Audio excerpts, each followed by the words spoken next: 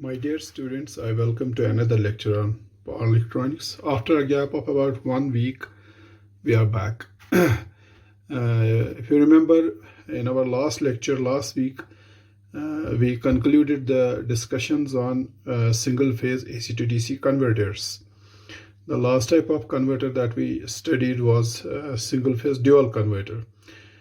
Just one point is remaining, or it is pending in the discussion of AC to DC converters, which we have not discussed so far. That is effect of freewheeling diode. Freewheeling diode. If you remember, in case of single phase semi-converter, freewheeling is inherent. So I will write here for semi-converters, they have inherent freewheeling.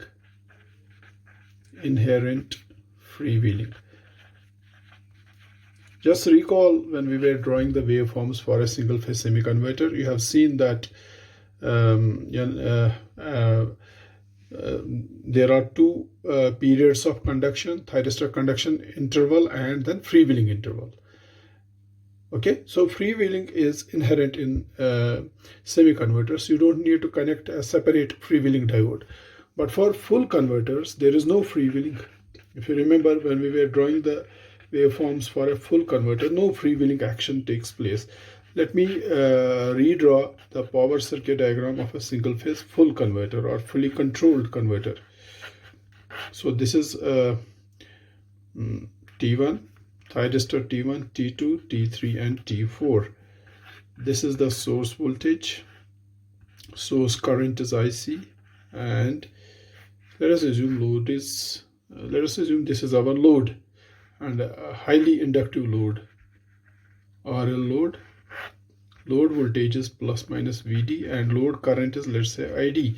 Let us suppose load inductance load is sufficiently inductive so that load can be modeled as a current source, okay, with load current as ID. If you remember, when we were drawing the waveforms, let me recall. Let me redraw those waveforms. I will just draw one cycle for your reference. This is your source voltage waveform, and these are zero crossings, 0, pi, 2 pi, and so on. Okay, let us assume this is the delay angle or firing angle. So this is the first firing instant, this is the next firing instant. And if you draw the firing pulse pattern IG, that is gating current pattern. So here, after a delay of alpha degrees, where alpha is the delay angle, firing pulse is issued to T1, T3 pair of devices. And after this, which is pi plus alpha, firing pulse is issued to T2, T4 pair of devices simultaneously. And if you remember, your load voltage will be something like this. This will be your load voltage. Let me draw these zero crossings. This is 0, pi, 2 pi, and so on. Your load voltage will be something like this.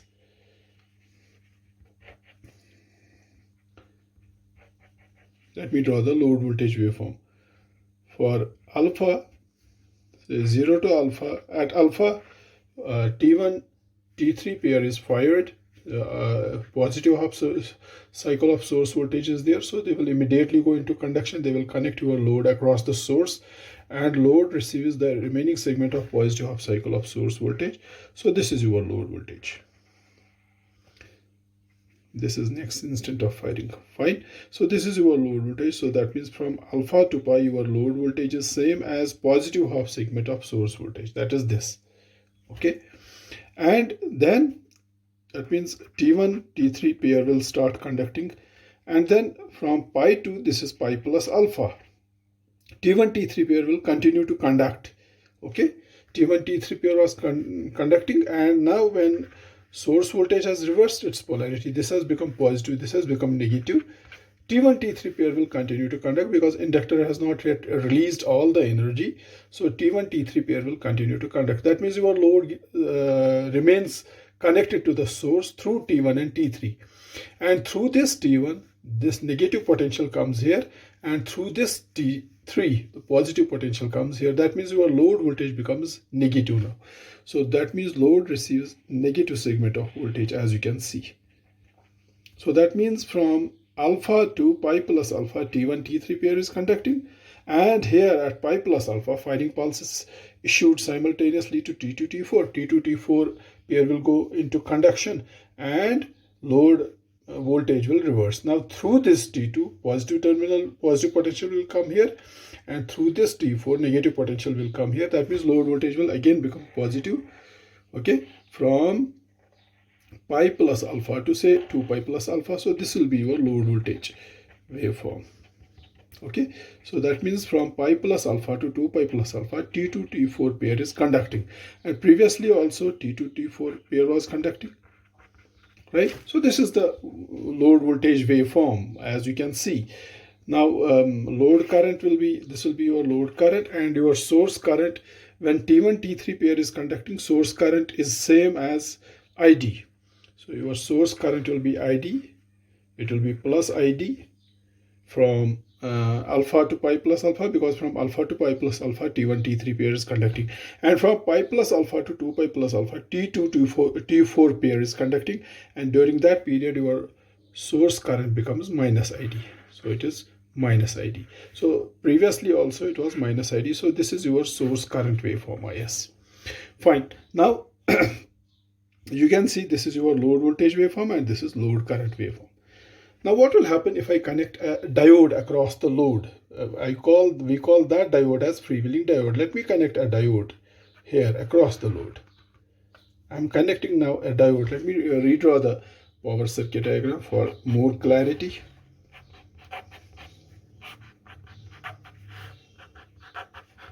So this is T1, T2, T3, T4. These are the devices, thyristors. This is source voltage Vs and source current Is, and this is our load. Again, we are assuming a sufficiently inductive load, so that load can be modeled as a current source and it conducts a constant ripple free current ID. Now what we do, we connect a diode across the load. We call this freewheeling diode DF. Let us see the effect of this freewheeling diode. It's interesting to see. So this waveform was here. I will write these waveforms which we have drawn above. These are without freewheeling diode. FWD means freewheeling diode. Now these waveforms we will now draw with freewheeling diode. Let us draw the waveforms with freewheeling diode now.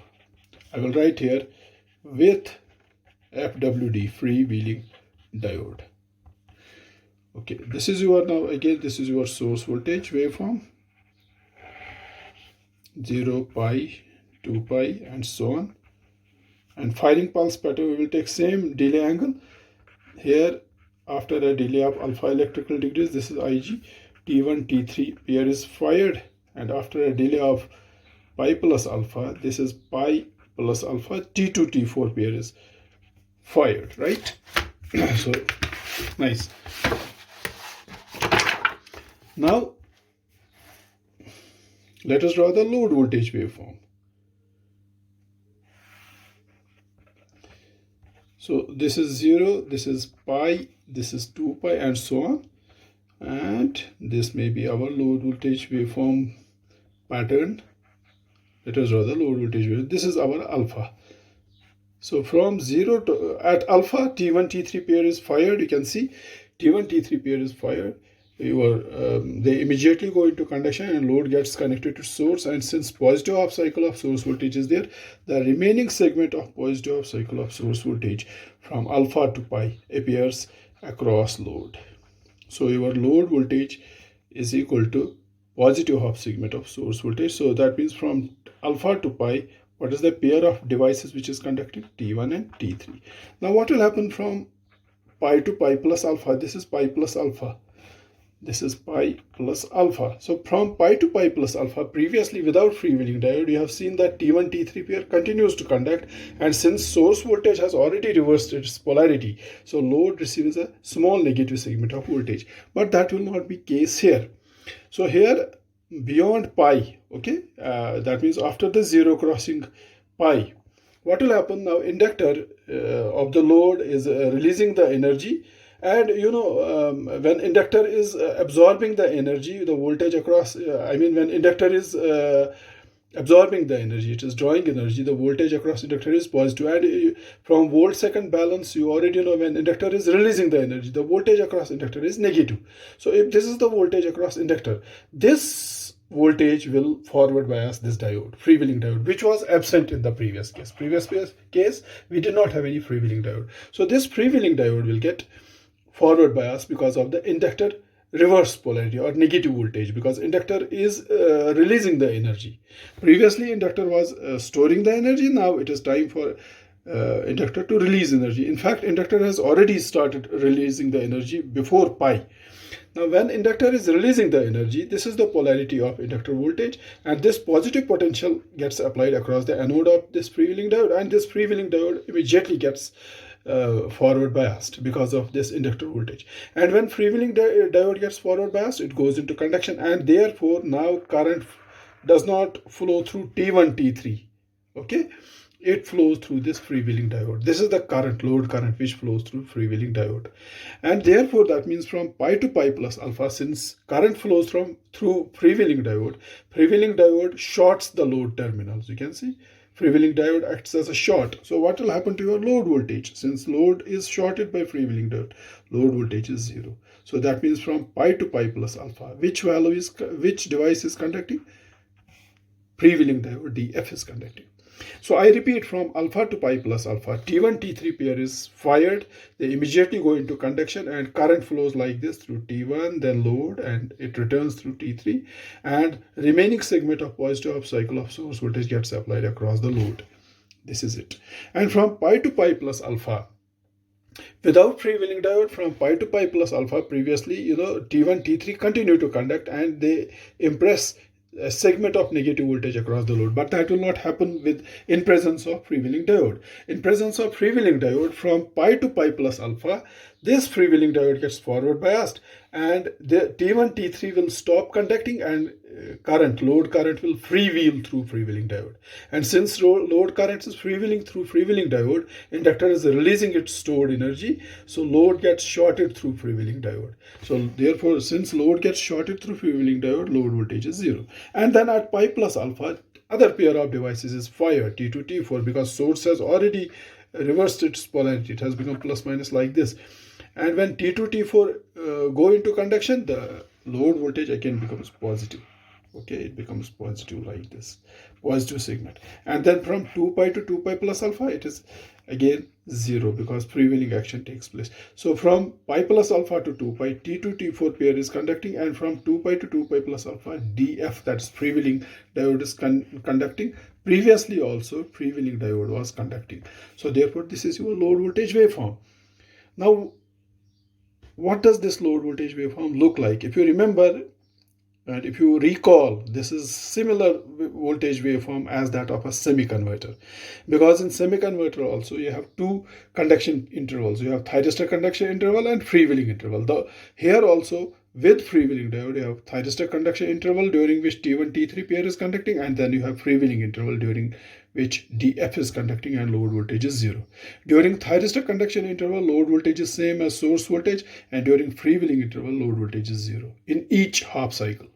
Okay, same was the case with a semi-converter, the only difference being that in semi-converter there was inherent freewheeling. You are not connecting the external freewheeling diode. But in full converter, there is no freewheeling. Without freewheeling diode, your load voltage is like this, positive and negative. You have only thyristor conduction intervals. You don't have freewheeling interval. So here, if you connect the freewheeling interval, your load voltage waveform becomes similar to that produced by a semi-converter. So I hope this is clear. So this is the effect of freewheeling diode. So therefore, the effect of freewheeling diode is that average load voltage increases. Because without freewheeling diode, what is your average load voltage? How do you calculate average load voltage graphically? Graphically, this is your positive segment of voltage, and this is the negative segment of voltage. And you can see when you calculate the average voltage, this negative segment gets subtracted from positive segment, and average load voltage will be, of course, positive. Because positive segment, positive area is greater than negative area, but it will be, say, positive somewhere here. This may be average load voltage. In this case, with freewheeling diode, since negative segment of voltage has been eliminated, it's not there, so it will not subtract. So therefore, average load voltage will be higher, slightly higher than that produced by a full converter. So this is the effect of freewheeling diode on the operation of a single phase full converter. So therefore, a single phase full converter with freewheeling diode behaves like a single phase semi converter. So this completes our discussions on single phase AC to DC phase controlled converters. Now we will go for three phase converters. Three phase conversion. Three phase conversion.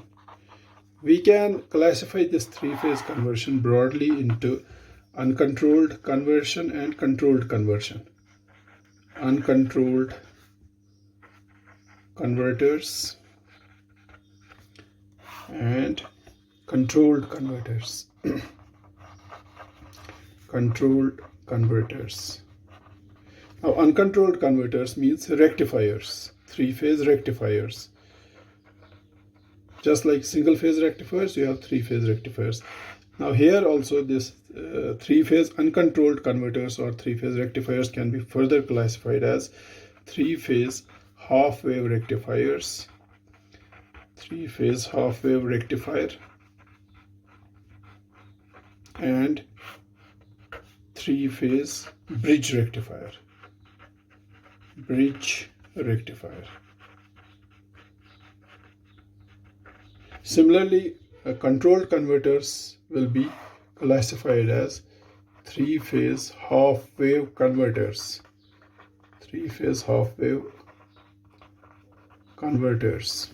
Okay, here I have written three phase half wave rectifier. Here I have written three phase half wave converter. I hope you know the difference between converter and rectifier.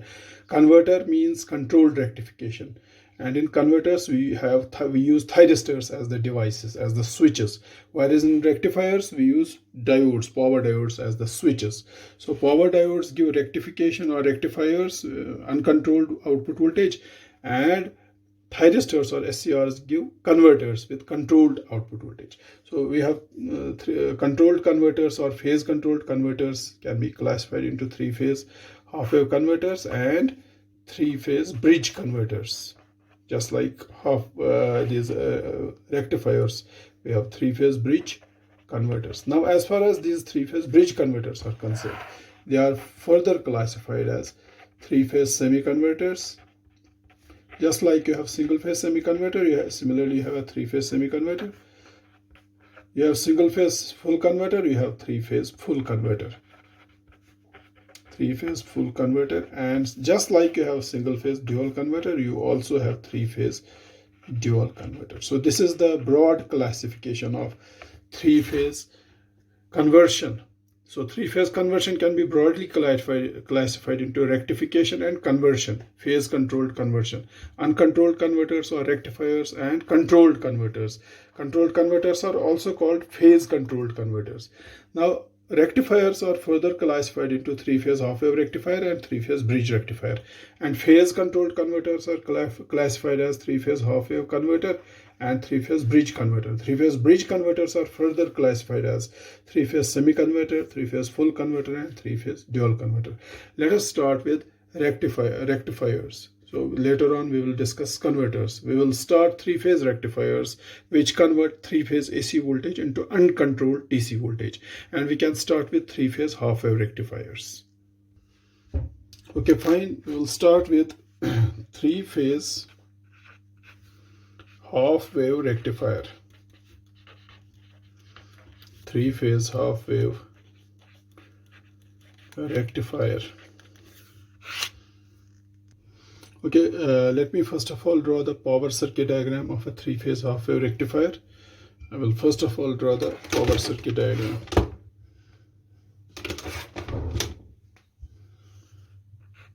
Power circuit diagram.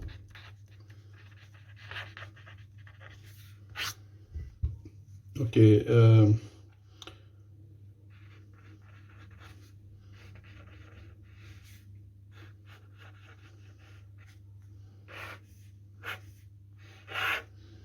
this is three phase AC supply. 3-phase AC supply. I will write here. This is a transformer, of course. This is transformer primary, and this is transformer secondary.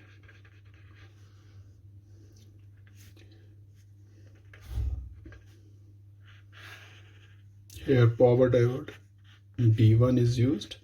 The voltage across power diode D1, let's call that V1. Then we have power diode D2. The voltage across D2 is V2. And we have power diode D3. The voltage across power diode D3 is V3. This is the neutral. Okay, this is primary of transformer. You know, your converter or rectifier is fed through a transformer which has a delta connected primary winding. This is the primary winding, and this is the star or Y connected secondary winding. So primary winding is delta connected and secondary winding is Y connected. Let us assume the transformation ratio is n:1. This is the primary phase current IP. Now let us call this current as I1, this current as I2, and this current as, or let us call these currents as IA, IB, and IC, line currents. Now we have a common cathode configuration here. Okay, the cathodes of all the three power diodes are connected together, and this gives common cathode configuration. And this is your load.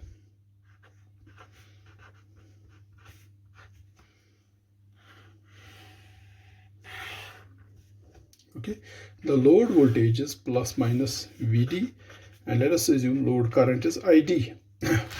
And let us again assume load is sufficiently inductive so that it can be modeled as a current source, and load current is ripple free and constant ID. So this is the power circuit diagram of a 3-phase half-wave rectifier. We have used exclusively power diodes here. Okay, fine. Now let us try to draw the waveforms. So you have to draw the 3-phase voltage waveforms.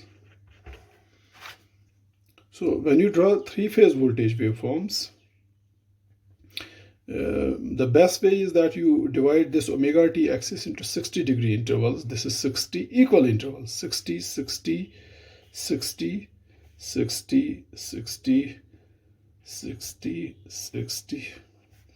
So divide it into equal 60-degree intervals, and then this is 60 plus 60, 120, 120 plus 60, 180. Then again 60 plus 60 plus 60 means 180. 60 plus 60 plus 60 means 180.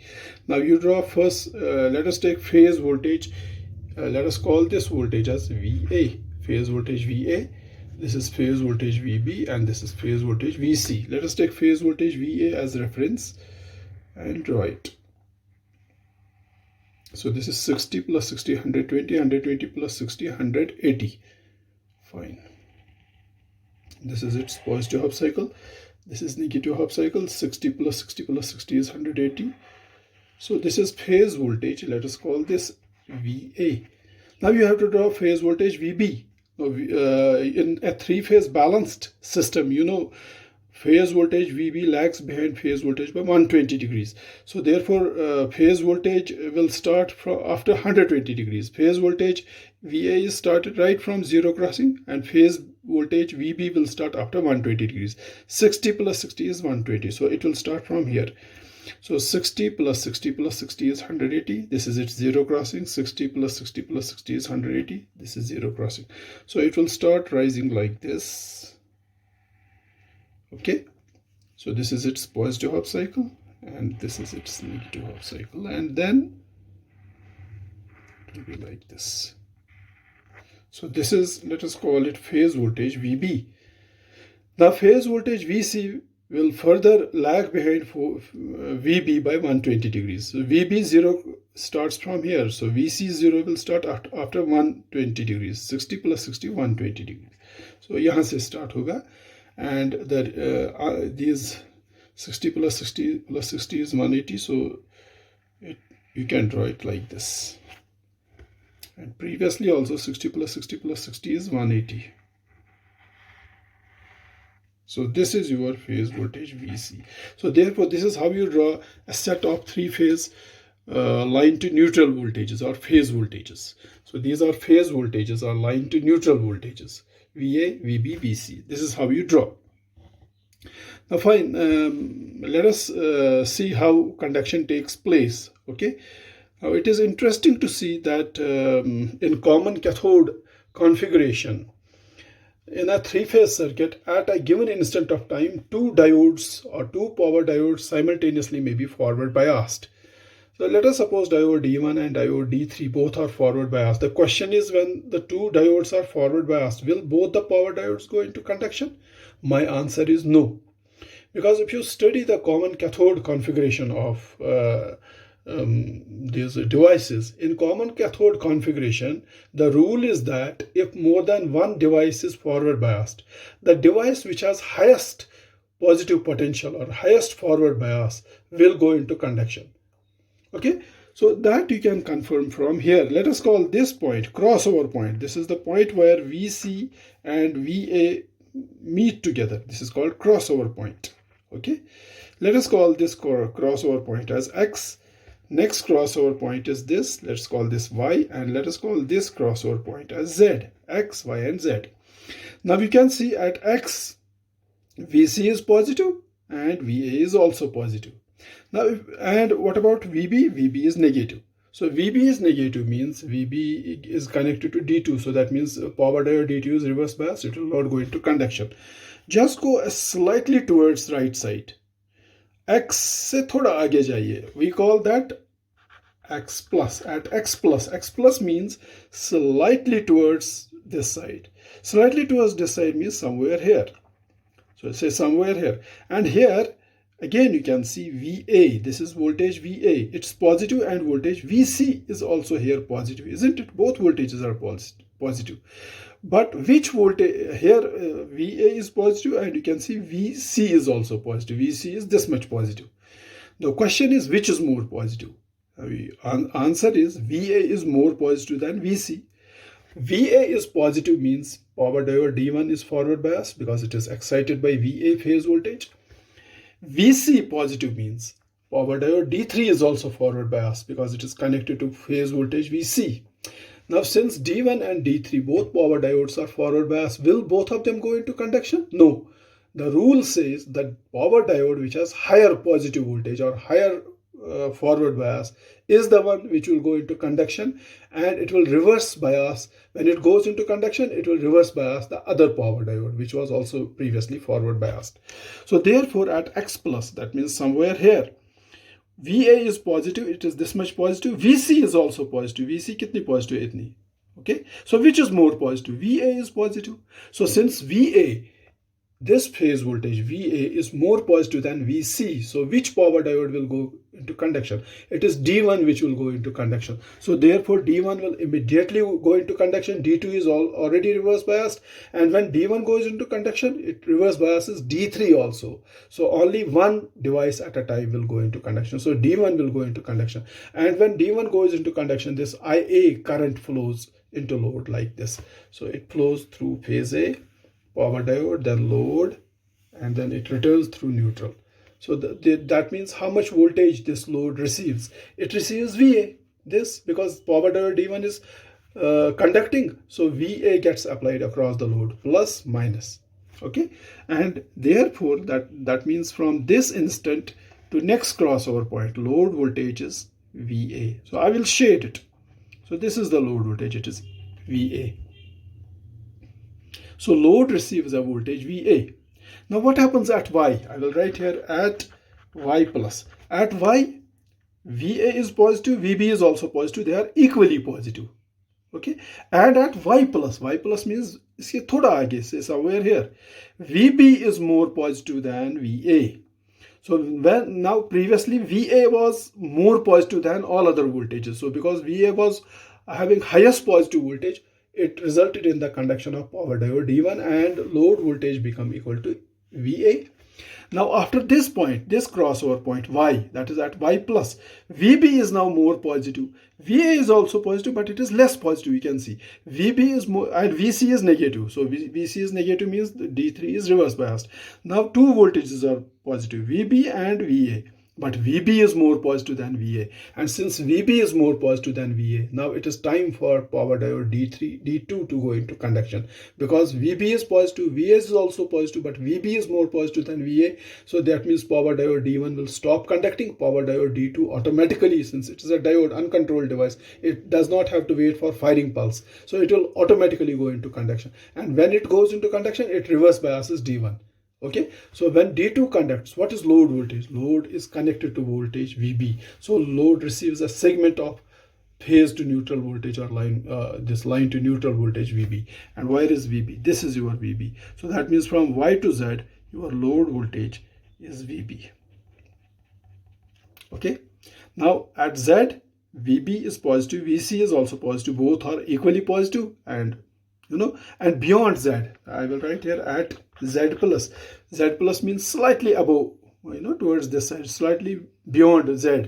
Which is more positive? VC is more positive than VB. Okay, VB is positive, VC is also positive, but VC is more positive than VB. And since VC is having highest positive voltage, now it is time for power diode D3 to go into conduction. So D3 will immediately go into conduction, and load will get connected to phase voltage VC. So load will receive phase voltage VC. So this will be your load voltage. I will shade it. And then X will again start, and then it will be again, load voltage will be again VA, and then VB, and so on. So therefore, you can see from X to Y, VA is more positive than other voltages. Power diode D1 will go into conduction, and load voltage will be a segment of VA. From Y to Z, VB is highest positive. It sets power diode D2 into conduction, and load voltage is equal to segment of phase voltage VB. And from Z to next X, VC is highest positive voltage. It will put power diode D3 into conduction, and load will receive a segment of phase voltage VC. So therefore, this is the nature of voltage across the load. So this is the load voltage. So that means from X to Y, which device is conducting? Power diode D1 is conducting. From Y to Z, power diode D2 is conducting.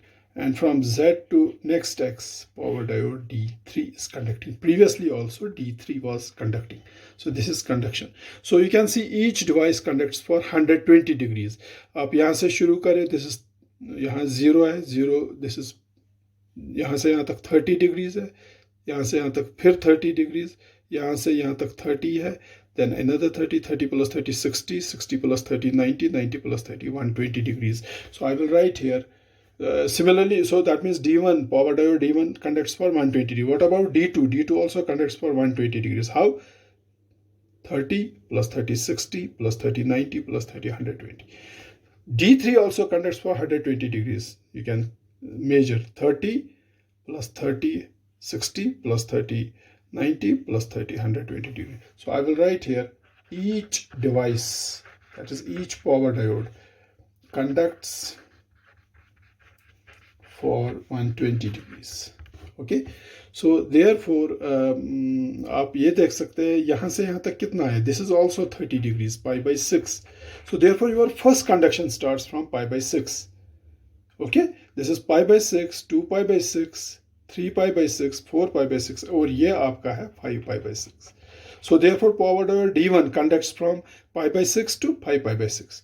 Power diode D2 conducts from 5 pi by 6 to 6 pi by 6, 7 pi by 6, 8 pi, 9 pi by 6. And power diode D3 conducts from 9, 10, 11, 12, 9 pi by 6 to 13 pi by 6. So this is the nature of load voltage. And this type of rectifier is called 3-phase 3-pulse rectifier. I will write here 3-phase 3-pulse rectifier. Why it is called 3-pulse rectifier? Because load receives 3 pulsations of voltage. Okay, अब अगर आप source का एक cycle ले, यहाँ से आप start करें, this is 1 cycle of source, यहाँ से यहाँ तक, ठीक है. And for 1 cycle of source voltage, how many pulses are there in load voltage? Pulse, ये pulse VA, pulse VB, pulse VC. So for 1 cycle of AC, load receives 3 pulsations of DC. So that's why it's called 3-phase 3-pulse rectifier. Very soon you will study about 6-pulse rectifier also. So this is about load voltage waveform. Okay, this will be the nature of load voltage waveform. Let us draw the voltage waveform across a value or across a device. Let us draw the voltage across value or device D1. Power diode D1 के across देखते हैं voltage कितनी है. Okay, we can start from here, from pi by 6 to 5 pi by 6. Now, as you already know, when a device is conducting, the voltage across it is 0, because device is assumed to be ideal device, and when a device is conducting, it conducts the current and voltage across it is 0. Now we can see power diode D1 conducts from pi by 6 to 5 pi by 6, so voltage across it is 0. So V1 is voltage across power diode D1. So voltage across it is 0 from pi by 6 to 5 pi by 6. ये हमारा 5 pi by 6 है. उसके बाद हमारा next 30 degrees add कर लीजिए. This will be 6 pi by 6. ठीक है. Now let me take another sheet and make some calculations. Now from pi by 6 to 5 pi by 6, diode D1 is conducting and voltage across it, that is V1 is equal to 0. Now add 30 degrees more. 5 pi by 6 के बाद 6 pi by 6 है. So VA is 6 pi by 6. VA देखिए यहाँ से यहाँ तक अब आप देख सकते हैं from Y onwards which device is conducting now? Power diode D2. यहाँ से यहाँ तक D1 कंडक्ट कर रहा था और उसके अक्रॉस वोल्टेज 0 थी. अब इस पॉइंट के बाद which device is conducting? You can see D2 starts conducting, and when D2 starts conducting, anode voltage of power diode D1 is VA because anode is connected to source VA, and cathode voltage इसकी determine हो जाएगी which out of these two devices is conducting. If D2 is conducting, then its cathode voltage is equal to VB, and if D3 is conducting, then its cathode voltage will be VC. Now question is, after 5 pi by 6, which device is conducting? Now it is D2 which is conducting. So therefore, what is voltage V1 across power diode D1? Voltage across power diode is anode voltage minus cathode voltage. So power diode की voltage V1 is anode voltage V anode minus V cathode. So what is its anode voltage? Its anode is always connected to VA. So it is VA minus, and what is cathode voltage? Since at अब हम 5 pi के 6 के बाद 6 pi by 6 ले रहे हैं. So that means at omega t equal to 6 pi by 6. 6 pi by 6 means pi itself. Okay. What is which device is now conducting? Now we can see D2 is conducting. When D2 is conducting, so therefore its cathode voltage, its cathode gets connected to voltage VB because D2 is conducting. It acts as a closed switch. So cathode voltage is VB. Okay. Now at omega t equal to 6 pi by 6, that means here at omega t equal to 6 pi by 6, this pi by 6 and this is 6 pi by 6. Your anode voltage VA is equal to, okay, your anode voltage is equal to VA. V anode is equal to VA, right? VA. And VA, what is VA? इसका instantaneous value कितना है? It is AM sin omega t. AM sin 180 degrees. It is AM sin omega t. That is EM sin, what is omega t? Omega t is pi. And what is sin pi? Sin 180 degrees is 0. So therefore VA is 0. And what is VB? Now you have to find VB. अच्छा ये आपकी VB है. This is your VB. This is VB. VB यहाँ से शुरू हो रही है, यहाँ से यहाँ तक 30 डिग्रीज है. हम यहाँ पे इस वक्त देख रहे हैं. We are finding the voltage here 5 pi by 6 के बाद 6 pi by 6. So 6 pi by 6 means pi for VA. And what is this point for VB? VB starts from here. It is 30 plus 30, 60 degrees. So VB is equal to VM sin omega t. That is VM sin 60 degrees. And what is sin 60 degrees? It is root 3 by 2. So this is minus root 3 by 2 Vm. So VB is minus root 3 by 2 Vm. Okay. So therefore, what is voltage across diode? Power diode V1. That is equal to VA minus VB. As we have already written it here. Anode voltage minus cathode voltage. VA is 0 minus VA minus VB. Okay. VB is root 3 by 2 Vm. So it is minus root 3 by 2 Vm. Okay. So what is root 3 by 2? Root 3 by 2, root 3 means 1.732. So let us assume root 3 by 2 Vm is somewhere here. Let us suppose this is minus root 3. This is minus root 3 by 2 Vm. Let us assume this is. So therefore, आपकी voltage, which was earlier 0, it will jump from 0 to, your voltage across power diode D1, V1, which was from pi by 6 to 5 pi by 6, 0. Now from 5 pi by 6 to 6 pi by 6, that means 5 pi by 6 to pi, it jumps negatively from 0 to minus root 3 by 2 Vm. Okay, so that is here. इसके बाद 30 degrees और add कर लीजिए. This is 6 pi by 6, this is 7 pi by 6. For VA, it is 7 pi by 6. So at omega t equal to 7 pi by 6. 7 pi by 6 means 210 degrees. In terms of degrees, it is 210. देखिए, this is 180 degrees. This is 180 degrees. 180 plus 30 is 210 degrees. So at omega t equal to 210 degrees, what is VA? VA is equal to Vm sine 210 degrees. And let me tell you, sine 210 degrees is minus 1 by 2. So this is minus 1 by 2 Vm. And what is VB? That is cathode voltage. VB is, now you see, this is your VB. हम यहाँ देख रहे हैं.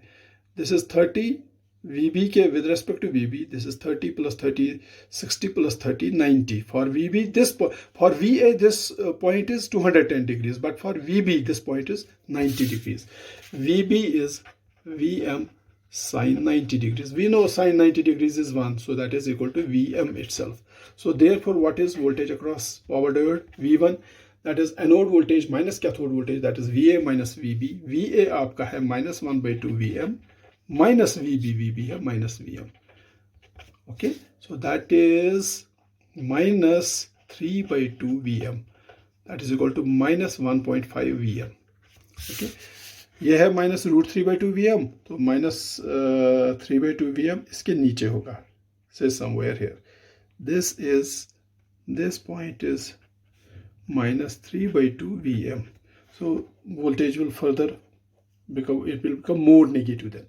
ठीक है, that is at this point. अब now add 30 degrees more. Now we are here.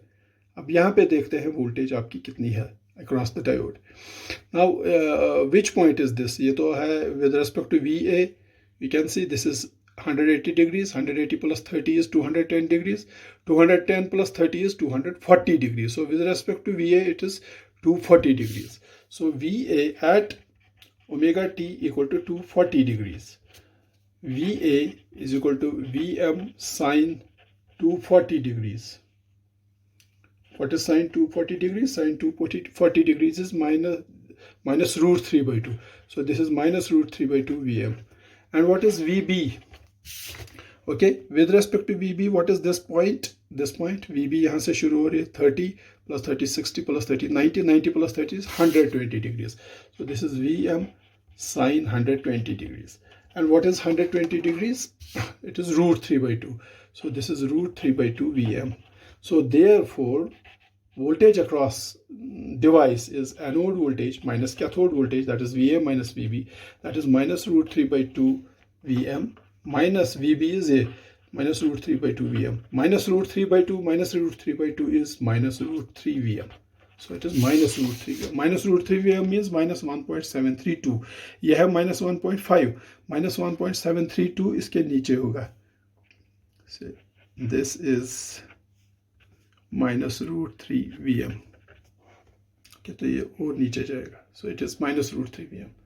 Okay, fine. Now let us come to next point. Next point 30 degrees बढ़ाइए यहाँ.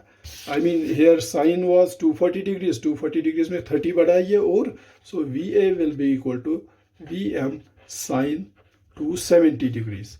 And what is sine 270 degrees? It is sine 270 degrees is minus 1. So it is minus 1.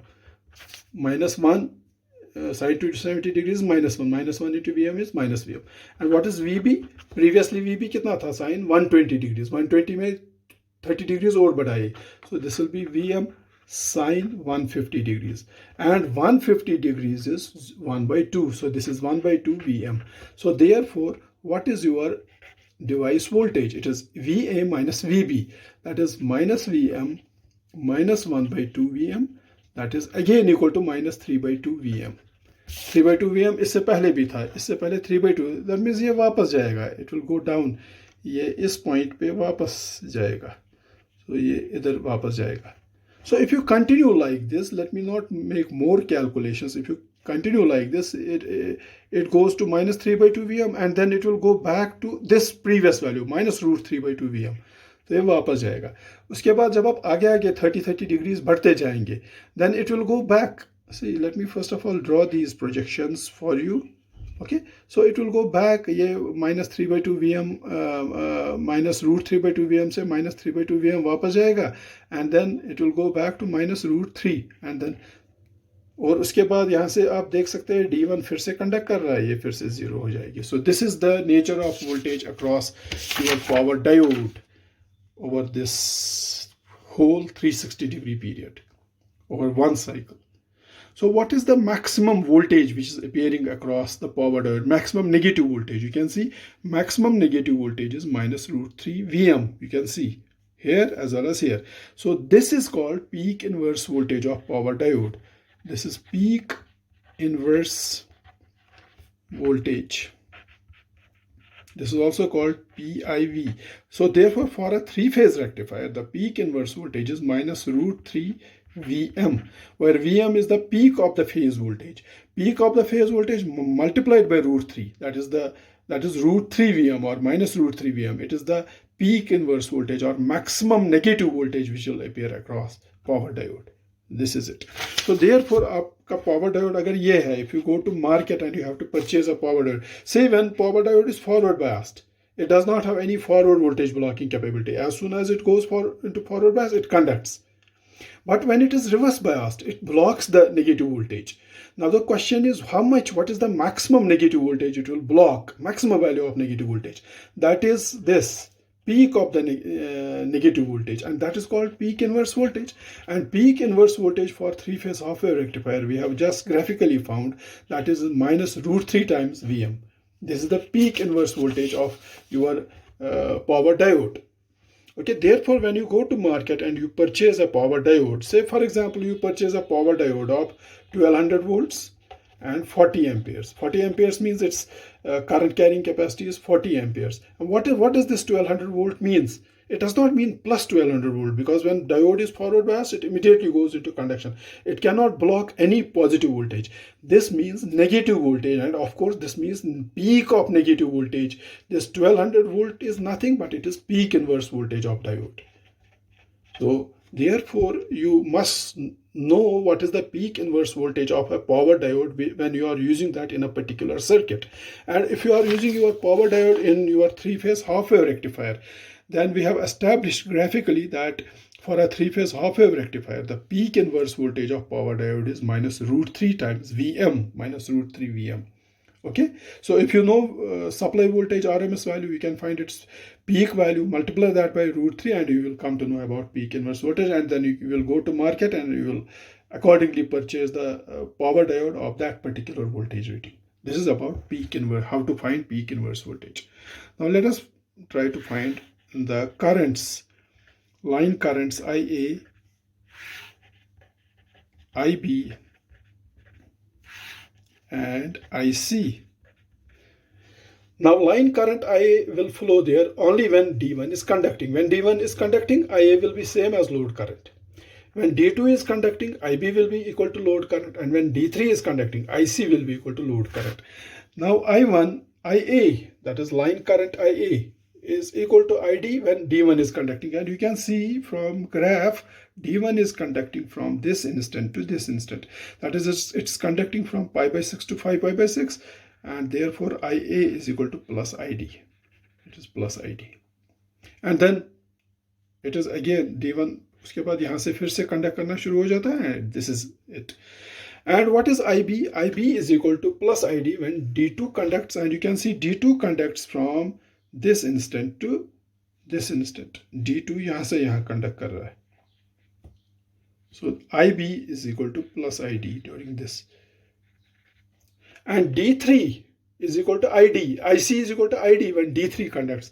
And you can see D3 conducts from this instant Z to this instant. This instant to this instant. And during this period, your IC, phase current or line current IC, is equal to plus ID.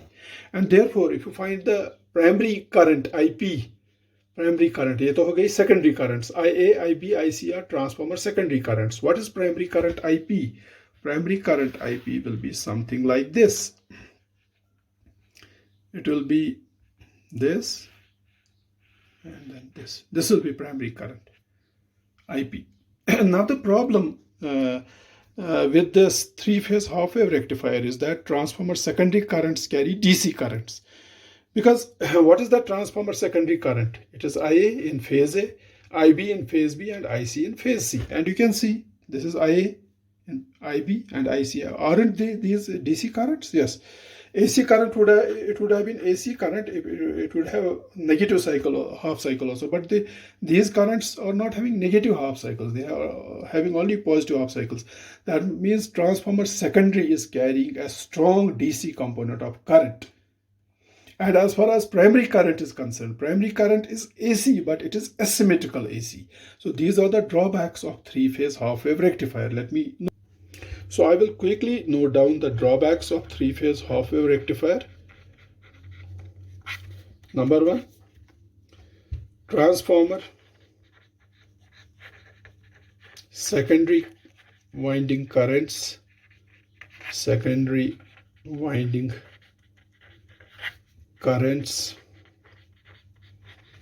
have or contain strong DC components, and these strong DC components leading to saturation, transformer saturation, and transformer is underutilized. Transformer is fully utilized only when AC current is flowing through it. If it carries current, you can see it carries current for a very small period of time. Out of 360 degrees, it carries current. See, phase winding A carries current only for 120 degrees, and then it does not carry current. Same is true with other phase windings. So transformer is, largely underutilized, and transformer is underutilized. It is not that transformer carries only DC components leading to saturation, but other drawback is that transformer is underutilized. Second is transformer primary winding current is although it is AC but asymmetrical. Transformer primary winding current is asymmetrical in nature. Asymmetrical AC current. AC. Which is asymmetrical AC. So these are the drawbacks of your three-phase half-wave rectifier. That is why three-phase half-wave rectifiers have very limited applications, because these three-phase half-wave rectifiers result in transformer saturation because of strong DC component of current and underutilization of transformer, and primary current is also asymmetrical in nature. Well, let us try to now find the mathematical expression for rectifier average output voltage. Expression for average output voltage. Now this is your transformer voltage. This is the transformer output voltage, shaded. VA segment, VB segment, VC segment, and then again VA, VB. Now let us find the average value of this voltage, because your load, especially if the load is your DC machine, DC motor, it responds to average values.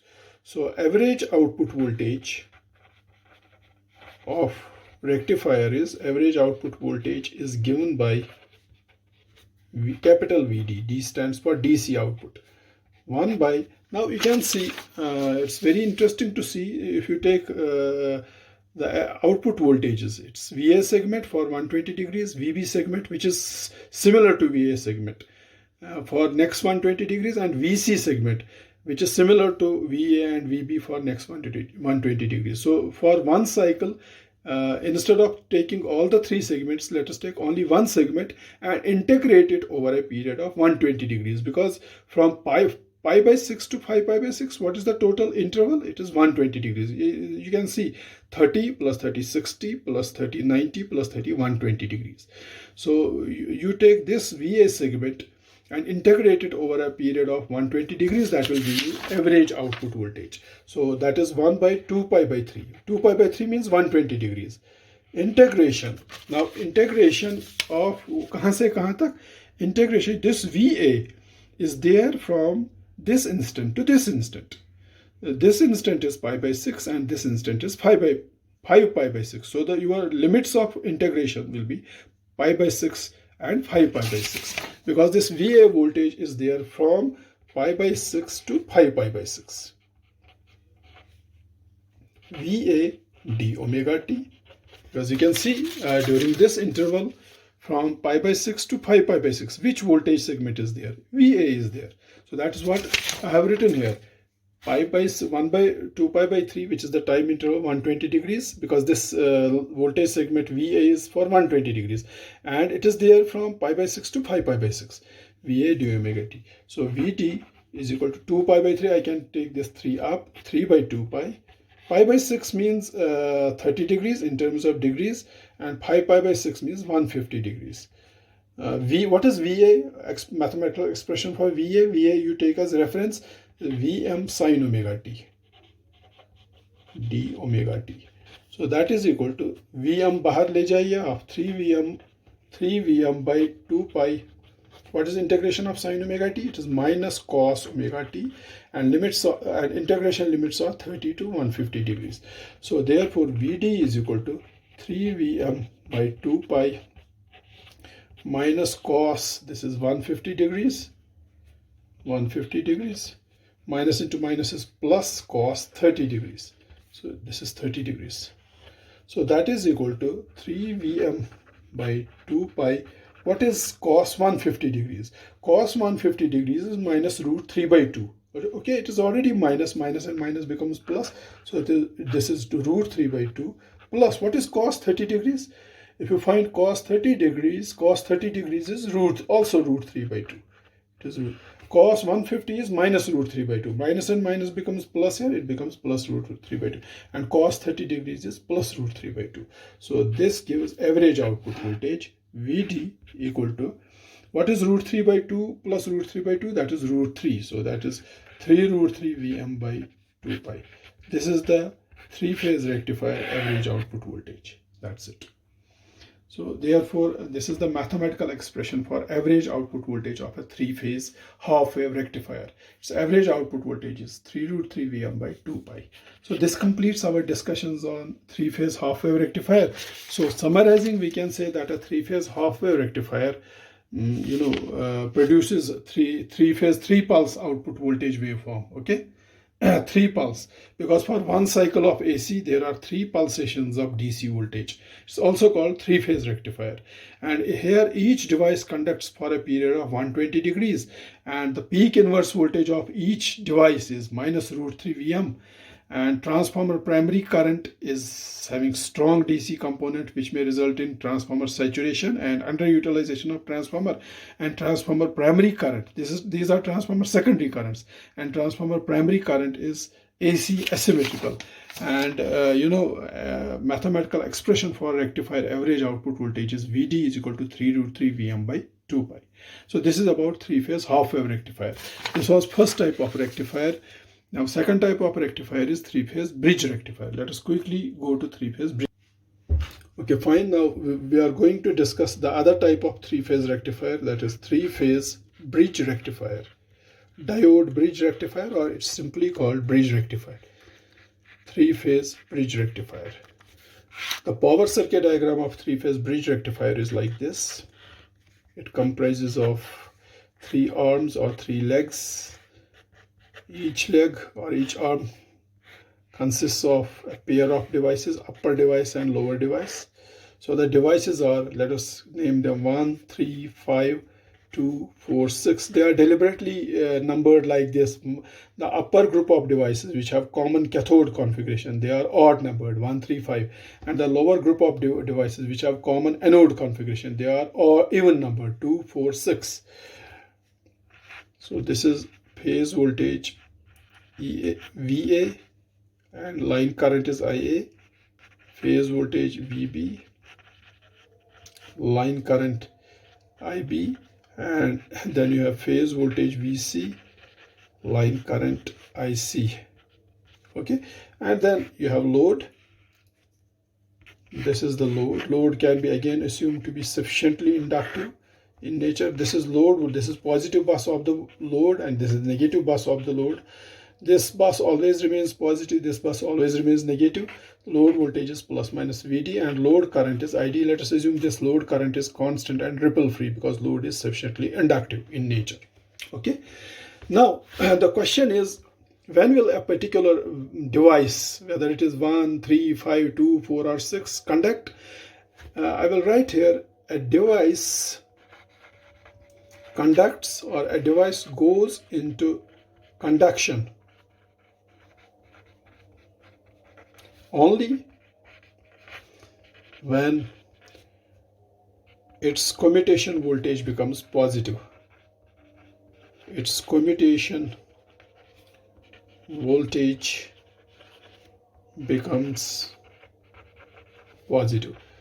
As soon as the commutation voltage across a device becomes positive, it immediately goes into conduction.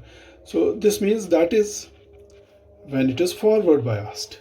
When it is forward biased. So that means a device will go into conduction as soon as it is forward biased. I mean, we are not using SCRs here, thyristors. For a thyristor to go into conduction, there are two conditions. Number one, the thyristor should be forward biased, and number two, you have to issue firing pulse at the gate terminal of thyristor. But since these are uncontrolled devices, power diodes, they don't have gate terminal. The only condition for a diode to go into conduction is that it should be forward biased. No gate pulse has to be issued. And the voltage across power diode is called commutation voltage. And when commutation voltage becomes positive across it, that means when it becomes forward biased, it immediately goes into conduction. And sequence of conduction is like this. Sequence of conduction is as, let us start with 6-1, then 6-1 will be followed by 1-2, 1-2 will be followed by 2-3, 3-4, 4-5, 5-6, and then again back to 6-1. I mean, let us suppose previously power diode 6, you have this lower group of devices and upper group of devices. At a given instant of time, one device from upper group and one device from lower group will be conducting. For example, if you start from 6-1, that means 6 from lower group and 1 from upper group is conducting. 6 is this, it belongs to lower group of devices, and 1 is this, it belongs to upper group of devices. So 1 and 6, they will be conducting. 1-6 will be followed by 6-1 will be followed by 1-2. 1 is again upper group, belongs to upper group of device, 2 belongs to lower group of device. 1 is upper and 2 is lower. 1-2 will be followed by 2-3. 3 is upper, 2 is lower. 3 is upper, 2 is lower. Then 2-3 will be followed by 3-4, 4-5, 5-6. So this is the sequence of conduction. I mean, that's why we number them like this. Upper group of devices we number as odd, and we give odd numbers 1, 3, 5, and lower group we give even numbers 2, 4, 6, and उससे याद करना easy हो जाता है. I mean, when three-phase supply is given to this rectifier, this is the sequence of conduction: 6, 1, 1, 2, 2, 3, 3, 4, 4, 5, 5, 6, and then again 6, 1, 1, 2, 2, 3, and so on. So giving these odd and even numbers to upper and lower groups gives this numbering of the sequence of conduction. 6 1 1 2 इससे easy होता है. Otherwise you could have given numbering like this 1 2 3 4 5 6. उस case में ये sequence, I mean sequence तो same रहेगी, लेकिन numbers ये नहीं रहेंगे. Numbers will be, so when we number them like this, it becomes easy to remember for us. 6 1 will be followed by 1 2, 1 2 will be followed by 2 3 3 2 3. And each pair of, see here, pair of devices is conducting. 6 belongs to lower group, 1 belongs to upper group. Each pair of device conducts for 60 degrees. So this pair of device 6 1 conducts for 60 degrees. 1 2 pair of device also conducts for 60 degrees. 2 3 pair of devices also conducts for 60 degrees. Each pair of devices is on for 60 degrees. So 60 degrees, 6 1 pair is on for 60 degrees, 1 2 is on for 60 degrees, 2 3 for 60 degrees, 60 plus 60 plus 60 plus 60 plus 60, 5 6 है, 6 1 वो भी 60 degrees. I mean if you write 5 6 here, then यहाँ से यहाँ तक ये भी 60 degrees है. Total is 60 60 60 60. Total is 360 degrees. That means 360 degrees means one cycle of AC. That means in one cycle of AC there are 6 60-degree conductions. The pair of devices is 6 1 1 2 2 3 3 4 4 5 5 6 and then again 6 1. Okay, so I will write here each pair of devices conducts for 60 degrees, but each device conducts for 120 degrees.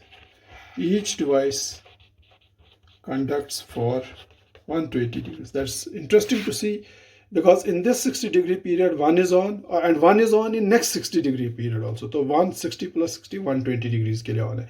Now see 2 is on in this 60-degree interval and 2 is on in this next 60-degree interval. That's 60 plus 60 120 degrees.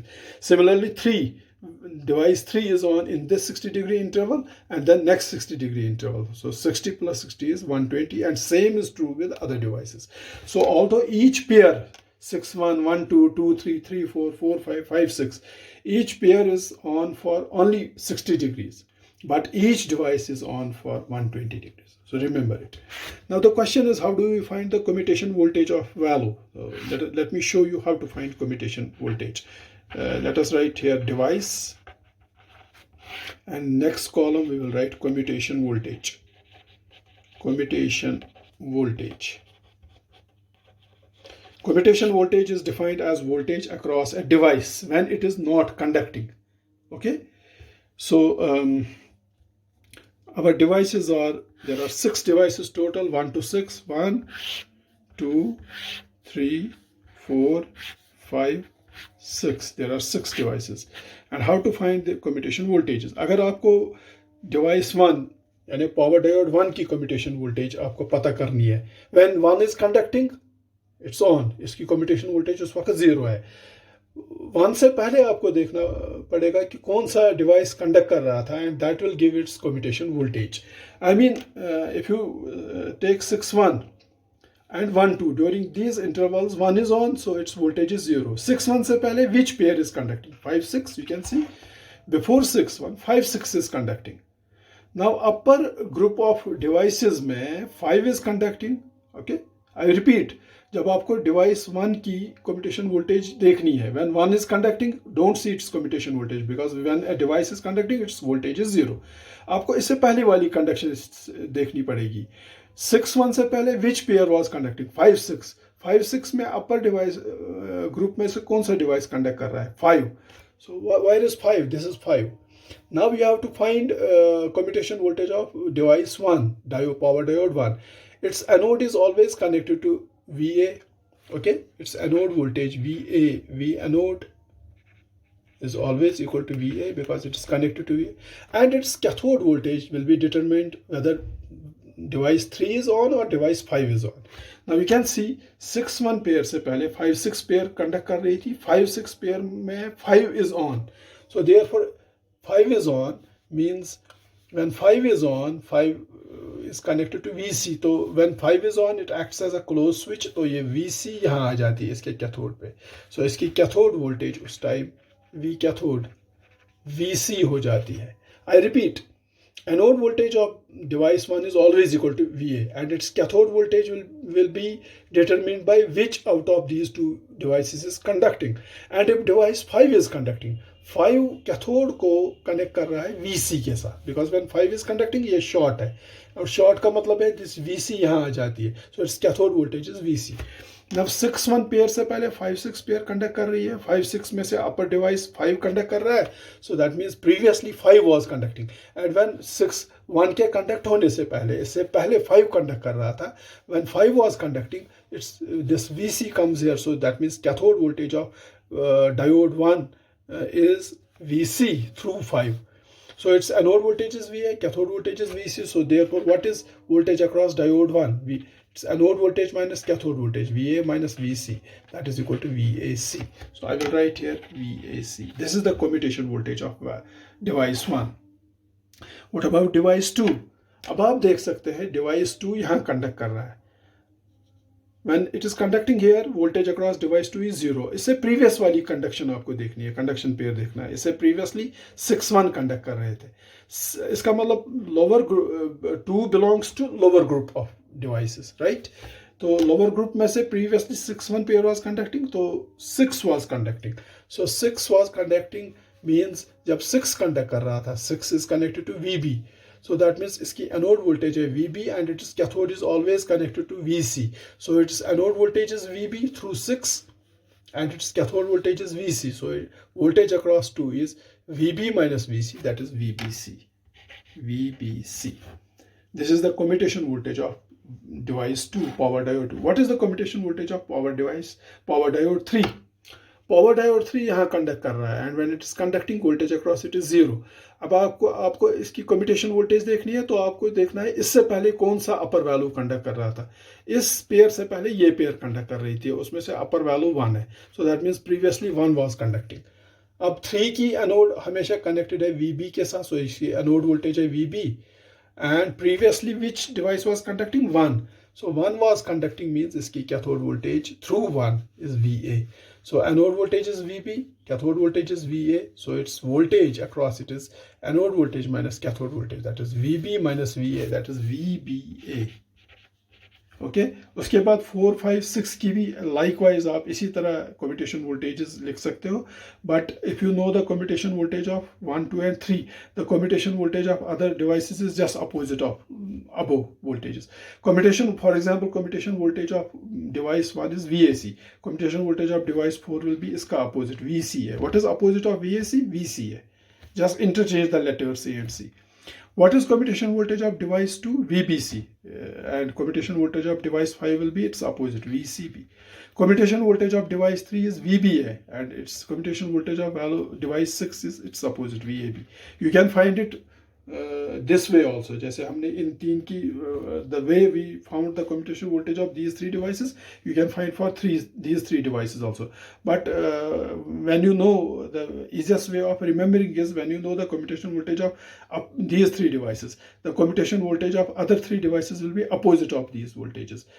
This is VAC, this will be VCA. This is VBC, this will be VCB. This is VBA, this will be VAB. So once you know the commutation voltage of these devices, then you can draw the waveforms. Now I have written here, a device goes into conduction only when its commutation voltage becomes positive. That is when it is forward biased. That means device 1, power diode D1 कब conduct करेगा? When इसकी commutation voltage VAC positive हो जाती है. As soon as this becomes positive, power diode D1 conduct करेगा. As soon as VBC, which is the commutation voltage of device 2, becomes positive, power diode 2 conduct करेगा. Same is true with other devices. With this background, let us try to draw the waveform. So waveform draw करने के लिए आपको ये waveform sheet चाहिए होगा. Okay, I will share this waveform sheet. I have actually generated these 3-phase waveforms from MATLAB. MATLAB में 3-phase voltage sources है. You can connect those 3-phase voltage source. You can plot the 3-phase line-to-line voltages. आप plot कर सकते हैं and you will get this scope पे आपको ये line-to-line voltages मिलेंगी and you can take the printout. If you don't know how to generate these line-to-line voltages using MATLAB, I can share this waveform sheet with you on your Google Classroom or WhatsApp group. You can then take print out and you can use these waveform sheets. Now iski omega t axis, x axis ye hai. Let me first of all draw x axis.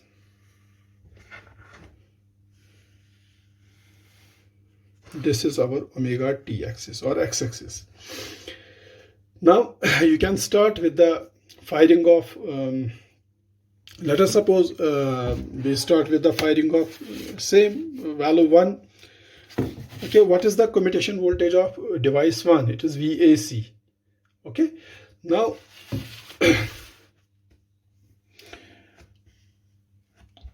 ये मेरी पहली voltage waveform है जो 0 से शुरू हो रही है. Let me call this VAC. VAC will be followed by VBC. This is how we label.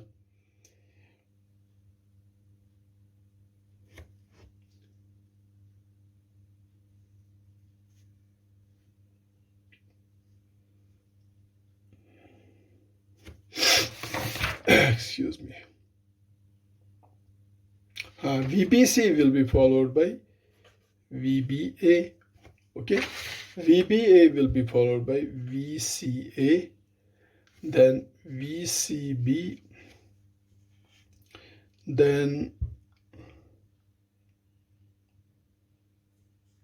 VAB, then VAC, then VBC, then VBA, and so on. You should remember it like this. You can start with VAB. For example, how to label these voltage waveforms. You can start like this. This is the method. VAB, right? उसके बाद next आपकी voltage waveform जो आएगी VAC आएगी. देखिए ये letter A रखिए उधर ही, B को C से रिप्लेस कर लीजिए. ठीक है, तो अब ये A दो बार आया, A को फिर रिप्लेस कर लीजिए B से, VB, और ये लेटर वैसे ही रखिए, लास्ट लेटर VBC, और C के बाद A आएगा VBA. ओके, अब B भी दो बार आया. ओके, B के बाद C आएगा. Now VCA, ये लेटर मेंटेन रखिए, and VCA will be followed by VCB, क्योंकि A के बाद B आता है. अब C भी दो बार आया, उसके बाद C के बाद कौन सी वोल्टेज आएगी? VAB, और VAB के बाद VAC. I mean, you remember it like this. You can start with VAB, first line to line voltage VAB, followed by VAC. Middle letter you retain and replace B by C. Okay, तो ये हो गया first pair. अब A दो बार आया, middle letter में A दो बार आया. अब नेक्स्ट में मिडिल लेटर में A के बाद क्या आएगा? B, और प्रीवियसली C था, इस C को मेंटेन रखिए. So it will VBC. अब नेक्स्ट क्या आएगा? C के बाद E आएगा, VBA. जस्ट लाइक यहाँ VAB के बाद VAC, ये लेटर B से आपने C रिप्लेस किया, यहाँ C को A से रिप्लेस कर लीजिए, VBC VBA. तो VB दो बार आया.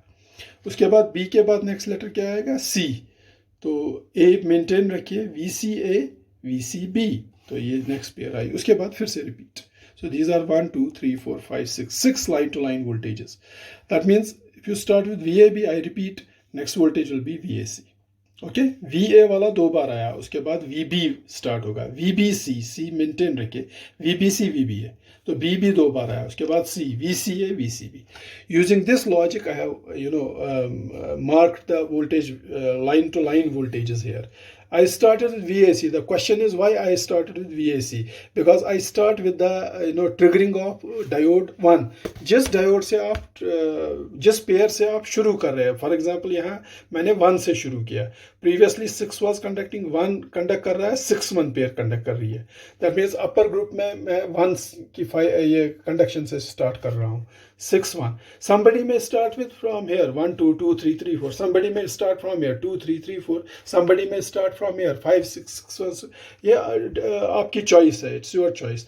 If you start with 6 1, that means you are starting with the conduction of 1. And what is the commutation voltage of 1? You have already written here. Commutation voltage of 1 is VAC.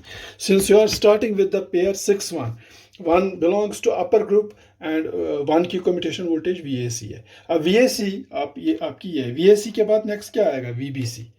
Okay, VBC के बाद next क्या आएगा, VBA। Okay, VBA के बाद next है VCA। You can see VBA के बाद next है VCA। अब VCA के बाद नेक्स्ट है VCB। VCA के बाद नेक्स्ट है VCB, उसके बाद repeat. So therefore you can start with VAC, VBC, okay, VBA, VCA, VCB, and then repeat. So why I have started with VAC? Why I did not start with VAB? Because I start with the conduction of this pair 6-1. मैं ऐसे start कर रहा हूँ अपनी पहली conduction 6-1, 1-2, 2-3, 3-4, 4-5, 5-6, and then back 6-1. Okay, if you start with 1-2, somebody may start with 2-3, तो जिस device की कंडक्शन से आप स्टार्ट कर रहे हैं, जिस पेयर से आप स्टार्ट कर रहे हैं, उसमें जो अपर डिवाइस है उसकी कम्यूटेशन वोल्टेज से आप स्टार्ट कर रहे हैं। What I mean to say is 6-1 में अपर डिवाइस है 1, and what is the commutation voltage of device 1? We have already written here, commutation voltage of device 1 is VAC। That's why my first wave here is VAC। I started with VAC, मैं VAC से मैंने start किया। Okay, so what is this wave form by the way? ये है VAB। Okay, fine. Now I will again display this here, this statement, a device goes into conduction only when its commutation voltage becomes positive। एक device की commutation voltage positive हो जाएगी तो वो on करेगा, वो ऑन हो जाएगा। Fine. What is device 1's commutation voltage? You have already written here device 1 की commutation voltage है VAC, and when is VAC becoming positive? VAC इस point पे positive हो जाता है। So this is your omega t equal to 0। तो यहाँ पे VAC positive हो जाती है। जो ही VAC positive हो जाती है, आपका device 1 conduct हो रहा है। And when device 1 is conducting, let us assume previously 6 was conducting. So we are so which pair is conducting? 6-1. And when 6-1 is conducting, what is load voltage? It's very interesting to see that when 6-1 pair is conducting, 1 in the upper group is conducting and 6 in the lower group is conducting. 1 will decide the positive potential and 6 will decide the negative potential, negative bus potential. 1 is conducting means your positive bus through 1 is connected to VA. So your positive bus voltage is VA. और bottom devices में 6 is conducting, 6 किस phase के साथ connected है, किस phase voltage के साथ? VB. So 6 is conducting, so that means negative bus voltage is through this 6, it is VB. So therefore, what is your load voltage? Positive bus voltage is VA, negative bus voltage is VB.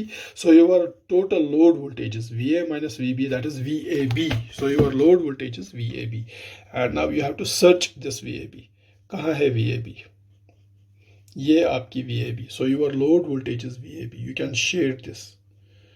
So over this 60-degree interval, your load voltage is VAB. यहाँ से यहाँ तक, right?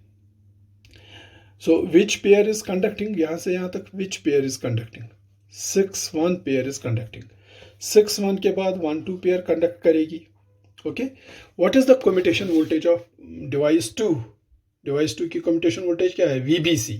जो ही VBC positive हो जाएगी, 2 conduct करेगा। अब देखिए VBC कहाँ है?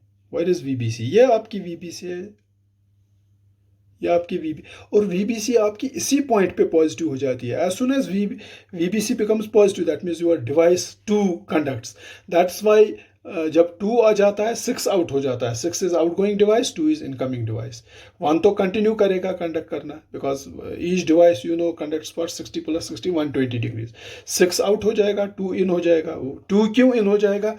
Because the commutation voltage of device 2 is VBC, and VBC becomes positive right at this moment. As soon as VBC becomes positive, it's a diode. It will not wait for firing pulse. There is nothing like firing pulse. As soon as its commutation voltage becomes positive, it goes into conduction. तो 2 conduction में जाएगा, 1 तो already conduction में है, सो 1-2 pair अब conduct करेगी। 6-1 के बाद 1-2 पेयर कंडक्ट करेगी। And when 1-2 pair is conducting, what is your load voltage? 1 is conducting, so your positive bus voltage is still VA. 2 is conducting, 2 किसके साथ कनेक्टेड है, C के साथ. So your negative bus voltage is VC. So your load voltage is VA minus VC, that is VAC. And this is your VAC. Immediately इसके बाद ये आपकी load voltage VAC है. This is your load voltage and it is VAC for next 60 degrees. तो ये next 60 degrees. तो 6 1 1 2. उसके बाद let us see एक और commutation voltage यहाँ पॉजिटिव हो जाती है. अब 3 यहाँ कंडक्ट करना चाहिए. इसका मतलब ये हुआ यहाँ 1 कंडक्ट हो गया, इस इंस्टेंट पे 2 कंडक्ट हो गया, इस इंस्टेंट पे 3 कंडक्ट होगा.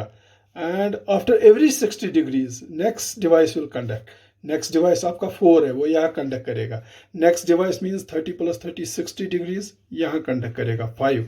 Next device means 30 + 30 60. After every 60 degrees new device will conduct 6, then again 1, then again 2, then again 3, and so on. So we have started with the firing with the conduction of diode D1 after 60 degrees. यहाँ each crossover point is 30 degrees. यहाँ से यहाँ 30 है, यहाँ से यहाँ 30 है. 30 + 30 60. तो यहाँ से यहाँ 60 है. So it's very easy to remember for you when one you are showing conducting here. After 60 degrees, show conduction of 2. After next 60 degrees, show that 3 is conducting. After next 60 degrees, show 4 is conducting. After next 60 degrees, 5 is conducting. 6 and then 1, 2, 3 again. So it is very easy to remember. Okay, we are here. Here, which pair was conducting? 1, 2. और यहाँ अब 3 conduct करेगा. The question is why? Although हमने symmetry से पता कर लिया है कि 60 जब यहाँ 2 कंडक्ट कर रहा था 60 डिग्री के बाद 3 कंडक्ट करेगा, लेकिन 3 तभी कंडक्ट करेगा जब इसकी कम्यूटेशन वोल्टेज पॉजिटिव हो जाएगी. Let us verify that. What is commutation voltage of 3? It is VBA. It should become positive right at this moment. 3 मैं कह रहा हूँ यहाँ कंडक्ट कर रहा है, it's commutation voltage is VBA. Is it becoming positive? यह है VBA. And that is true. You can see I have already shown that 3 60 degree के बाद यहाँ conduct करेगा, and logic says that 3 will conduct only when its commutation voltage will become positive, and its commutation voltage is VB, और वो यहीं पे positive हो जाती है. So 3 यहाँ conduct करना शुरू करेगा. So 1 2 के बाद 2 3 पेयर conduct करेगी. 3 incoming device है, 1 outgoing device है, 1 बाहर जाएगा, 3 अंदर आएगा, 2 3. So 2 3 means your load voltage is 3 मतलब your positive bus voltage through 3 is EB, and 2 मतलब negative bus voltage is EC. So your load voltage is VB minus VC, that is VBC. And where is VBC? ये आपकी VBC है. और उसके बाद अगर आप ऐसे ही चलें, see it is symmetrical in nature, ये सारा सिमेट्रिकल है. आपको सिर्फ पहले सेगमेंट का पता होना चाहिए, बाकी सेगमेंट्स आप आंख बंद करके without looking into the converter, without looking into the commutation voltage table, you can blindly shade. Next voltage segment will be VBA, and during this VBA which pair of devices is conducted? 2 3 के बाद 3 4, 3 4 के बाद 4 5, 4 5 के बाद 5 6, then 6 1 1 2 again. So next voltage segment blindly you can shade is VCA. Next voltage segment is VCB. Next voltage segment is VAB. और उसके बाद 6 1 से हमने शुरू किया था, हम वापस 6 1 पहुंच गए, and it will repeat. So this is your load voltage waveform. So the easiest thing is that the question is आप conduction of device 1 से शुरू करेंगे. somebody में से सर मैं 6 1 से नहीं शुरू करूँगा, मैं 2 3 से शुरू करूँगा, तो आपका 2 3 यहाँ आ जाएगा. 2 3 means आप 3 की फायरिंग से शुरू कर रहे हैं. and what is the commutation voltage of device 3? Device 3 की कम्यूटेशन वोल्टेज VBA है. उस केस में अगर आप 3 से शुरू कर रहे हैं, यानी 2 3 पेयर से शुरू करें, दैट मीन्स यहाँ 1 नहीं 3 कंडक्ट कर रहा है, और 3 की कम्यूटेशन वोल्टेज VBA है, तो उस केस में ये आप लेबल करेंगे VBA. ओके, तो उस केस में ये सारी सीक्वेंस चेंज हो जाएगी. VBA के बाद क्या आता है next? VCA and so on. So I mean 2 3 3 4 3 4 5. Now it is your choice. I have started with this pair 6 1. 6 1 means 1 की कंडक्शन में से मैं शुरू कर रहा हूँ. 1 2 2. You are showing conduction of device 1 here. Okay. Device, क्योंकि इसकी कम्यूटेशन वोल्टेज VAC है, वो यहीं पे पॉजिटिव हो जाती है.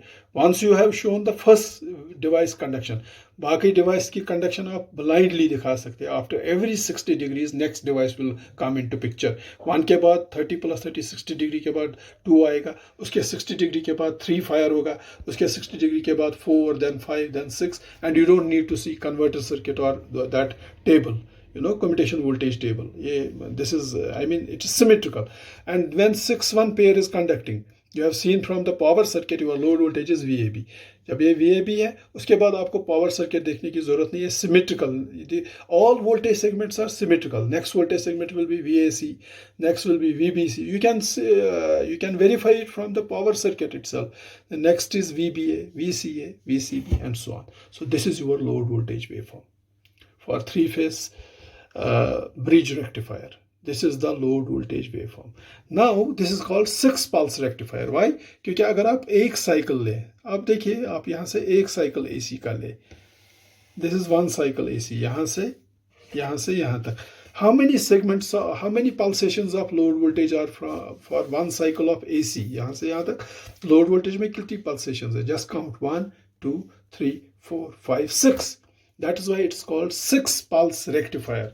This is called, I will write here, 3-phase 6 pulse rectifier.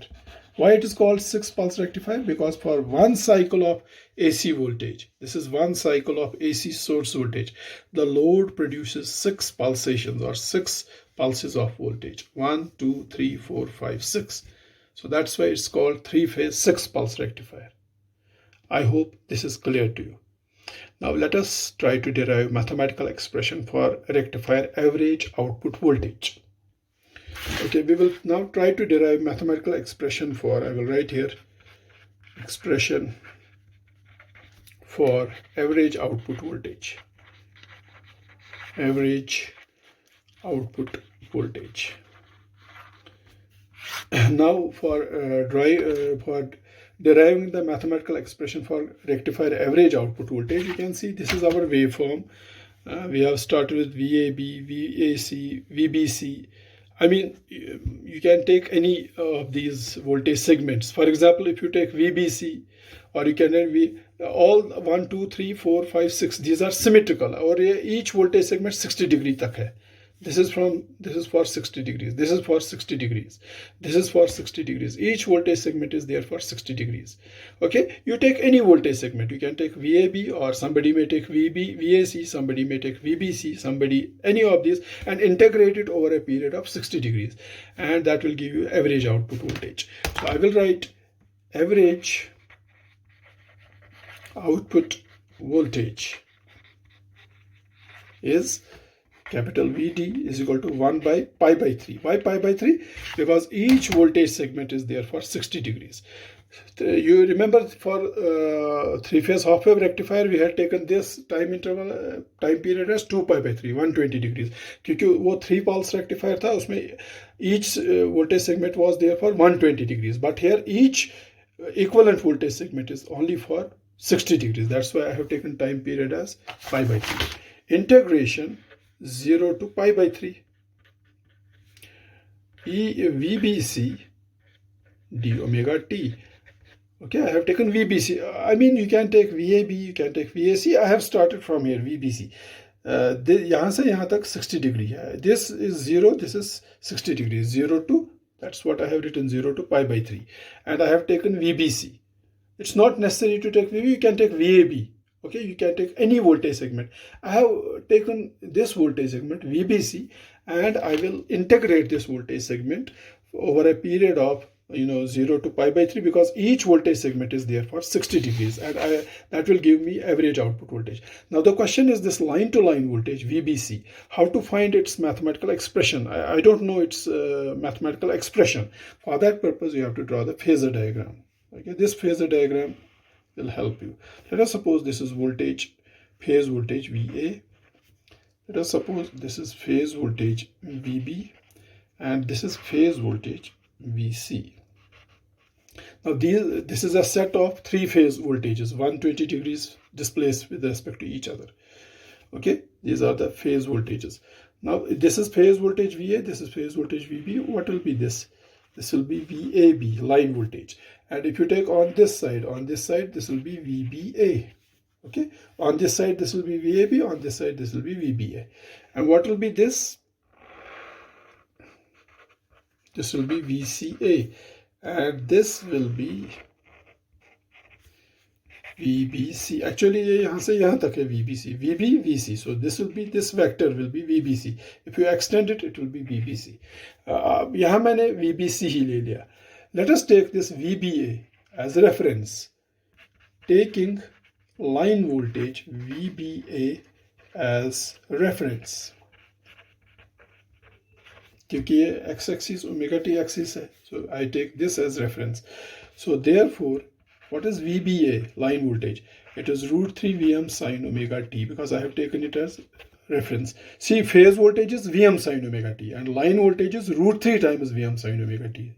I am writing mathematical expression for line voltage, not phase voltage. That's why I am multiplying it by √3, because line voltage is √3 times phase voltage. So VBA is √3 sin omega t, because I am taking VBA as reference. Now what is this VBC? Okay, इसमें बीच में ये phase voltage आ जाती है VB. Between phase and line voltage, you know, there is 30 degrees phase displacement. ये phase voltage है, ये line voltage है 30 degrees. ये phase voltage है, ये line voltage है 30 degrees. So what is total angle?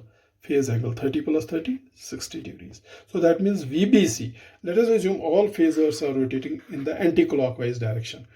That means VBA is rotating, VBC is also rotating. Now VBC, you can see it is leading VBA by 60 degrees. So therefore, if VBA is √3 Vm sin omega t, so therefore I can write VBC is equal to √3 Vm sin of omega t plus pi by 3. Pi by 3 means 60 degrees, because you can see VBC is leading VBA by 60 degrees. 60 degrees means pi by 3. That's why I have written VBC is √3 Vm sin of omega t plus pi by 3. Substitute it here. So therefore, converter average or rectifier average output voltage VD is equal to, it is 1 by pi by 3. So 3 मैं ऊपर लूँगा, so it is 3 by pi integration 0 to pi by 3. VBC d omega t. What is VBC expression? It is √3 Vm sin omega t plus pi by 3 d omega t. So this is 3 √3 Vm भी बाहर निकालूंगा मैं, 3 √3 Vm by pi. What is integration of sin of omega t plus pi by 3? It is minus cos of omega t plus pi by 3. And integration limits are 0 and pi by 3. So that is equal to 3 √3 Vm by pi. What is minus cos of? This is minus cos of omega t. यहाँ pi by 3 put कर लीजिए. Pi by 3 plus pi by 3 अपना ही है. Minus and minus plus cos of omega t is here 0. 0 plus pi by 3 is pi by 3. So that is equal to 3 √3 Vm by pi minus cos of pi by 3 plus pi by 3 is 2 pi by 3 plus cos of pi by 3. So VD is equal to 3 √3 Vm by pi. So I have already written here, it is, what is it?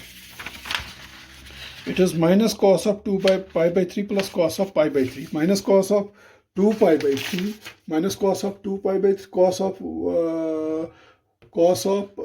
2 pi by 3 means cos of 120 degrees. That is minus 1 by 2.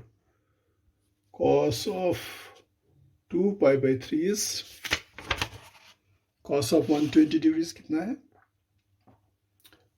Okay. Okay, this is minus 1 by 2. Minus in minus is plus. Plus, and then it is plus, as you can see here, plus cos of pi by 3. So cos of pi by 3 means cos 60 degrees. That is also 1 by 2.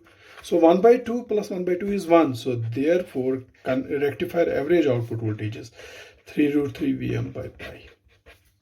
Compare it with average output voltage of a single phase, three phase half wave rectifier. This is average output voltage of 3 phase half wave rectifier, 3 √3 Vm by 2 pi.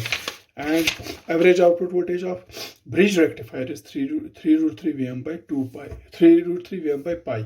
So Vd for half wave rectifier, HWR means half wave rectifier. We have already derived that. What was that? That was 3 root 3 Vm by 2 pi. 3 root 3 Vm by 2 pi. Whereas for bridge rectifier, it is 3 root 3 Vm by pi. So there is no divide by 2. This indicates that average output voltage of bridge rectifier, BR means bridge rectifier, is 2 times average output voltage of half wave rectifier. So average output voltage of bridge rectifier is 3 root 3 Vm by pi, whereas average output voltage of 3-phase half wave rectifier is 3 root 3 Vm by 2 pi. So that means average output voltage of bridge rectifier is 2 times average output voltage of 3-phase half wave rectifier. This is one of the advantages. And second advantage is that if you draw the these line currents, okay, if you draw the line current waveforms, let us draw the line current waveform here. It will be clear to you. If you draw the line current waveform, let us draw the line current waveform, this IA. See, IA will be equal to plus ID when 1 is conducting. When 1 is conducting, it is like this. And when 4 is conducting, so जब 4 conduct कर रहा है, then it will go inside. So it will be minus ID. So I will write here IA is equal to plus ID when 1 is on, and it is equal to minus ID when lower device 4 is on. अब देखिए 1 आपका यहाँ conduct कर रहा है इन इस दो intervals में, so your line current IA is plus ID, और 4 आपका कहाँ, उसके बाद यहाँ से यहाँ तक कोई डिवाइस कंडक्ट नहीं कर रहा है, ना 1 ना 4 आपका इन दो 60 डिग्री इंटरवल में कंडक्ट कर रहा है. So your line current is minus ID. So this is your line current IA. So you can see line current has positive, positive excursion and negative excursion. It is plus ID for 60 degrees and 60 plus 60 120 degrees, and it is minus ID for 120 60 plus 60 120 degrees. So what type of transformer current? If your bridge rectifier is fed from a transformer, so transformer is carrying AC current, not DC current. Whereas what type of current was carrying 3-phase rectifier? You have seen 3-phase half wave rectifier was carrying DC current. So but 3-phase bridge rectifier is carrying purely, AC current. Purely AC current, not in the sense that it is sinusoidal. It is distorted current, but it is AC current. Okay. So this is the advantage. So therefore the advantages, if you see the advantages of bridge rectifier or 3-phase half wave rectifier. Advantages of 3-phase bridge rectifier. If you compare it with 3-phase half wave rectifier, number 1, average output voltage is double that produced by 3-phase half wave rectifier. So it produces double average output voltage. This is one advantage. Another advantage is transformer secondary as well as primary currents. Transformer secondary as well as primary currents are symmetrical AC. Symmetrical AC, and there is no DC component. And transformer is utilized, fully utilized, because transformer carries now AC current, not DC current. There is no saturation of transformer, no transformer saturation, because it's carrying AC current, not DC current. No transformer saturation, and transformer utilization is better. And transformer utilization is better. Whereas transformer utilization was poor in 3-phase half wave rectifier. So this is how 3-phase bridge rectifier is advantageous over 3-phase half wave rectifier. So this is about various types of 3-phase rectifiers. We have discussed 3-phase diode rectifiers. First we discussed 3-phase half wave rectifier, and then three-phase bridge rectifier. And we have found three-phase bridge rectifier is advantageous over three-phase half-wave rectifier, because three-phase bridge rectifier produces an average output voltage which is double than that of three-phase half-wave rectifier, number one.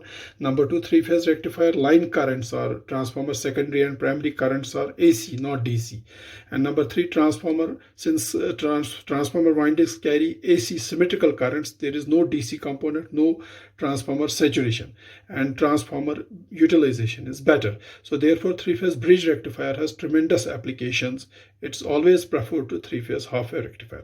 That is about three-phase rectifier. Now let us quickly go to three-phase phase-controlled converters. Three-phase phase-controlled converters. So here when I say, I am not using the word rectifier, I am using the word converter. Converter means now we have controlled rectifiers where the power diodes are replaced by SCRs. So here also we will first of all discuss three-phase half-wave converter, just like we have discussed three-phase half-wave rectifier. Now we have discussed three-phase half-wave full phase controlled converter, or three-phase half-wave converter, where power diodes will be replaced by SCRs. The power circuit diagram is similar. Transformer, this is the transformer primary winding which is delta connected. Transformer ratio is N:1. This is the transformer primary line current, and transformer secondary is like this. It is star connected secondary. Primary is delta connected, secondary is star connected. And now instead of using power diodes, I will be using SCRs, thyristors. Say thyristor T1, thyristor T2, and thyristor T3. So this is line current IA, this is line current IB, this is line current IC. This is the neutral of transformer secondary. This has common cathode configuration, and this is our load. Let us assume again load is sufficiently inductive so that load current is ripple free. This is load current ID, and this is load voltage plus minus VD. Let us quickly draw the waveforms.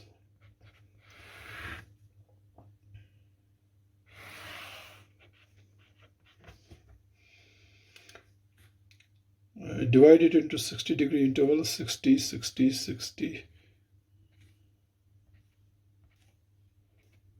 Now draw 60 plus 60 plus 60 is 180, 60 plus 60 plus 60 is 180.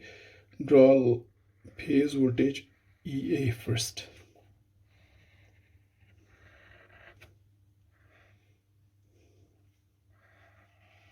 This is phase voltage VA. Where is your phase voltage VA? This is phase voltage VA.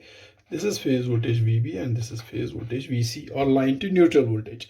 Phase voltage or line to neutral voltage will start after 120 degrees. 60 plus 60 is 120.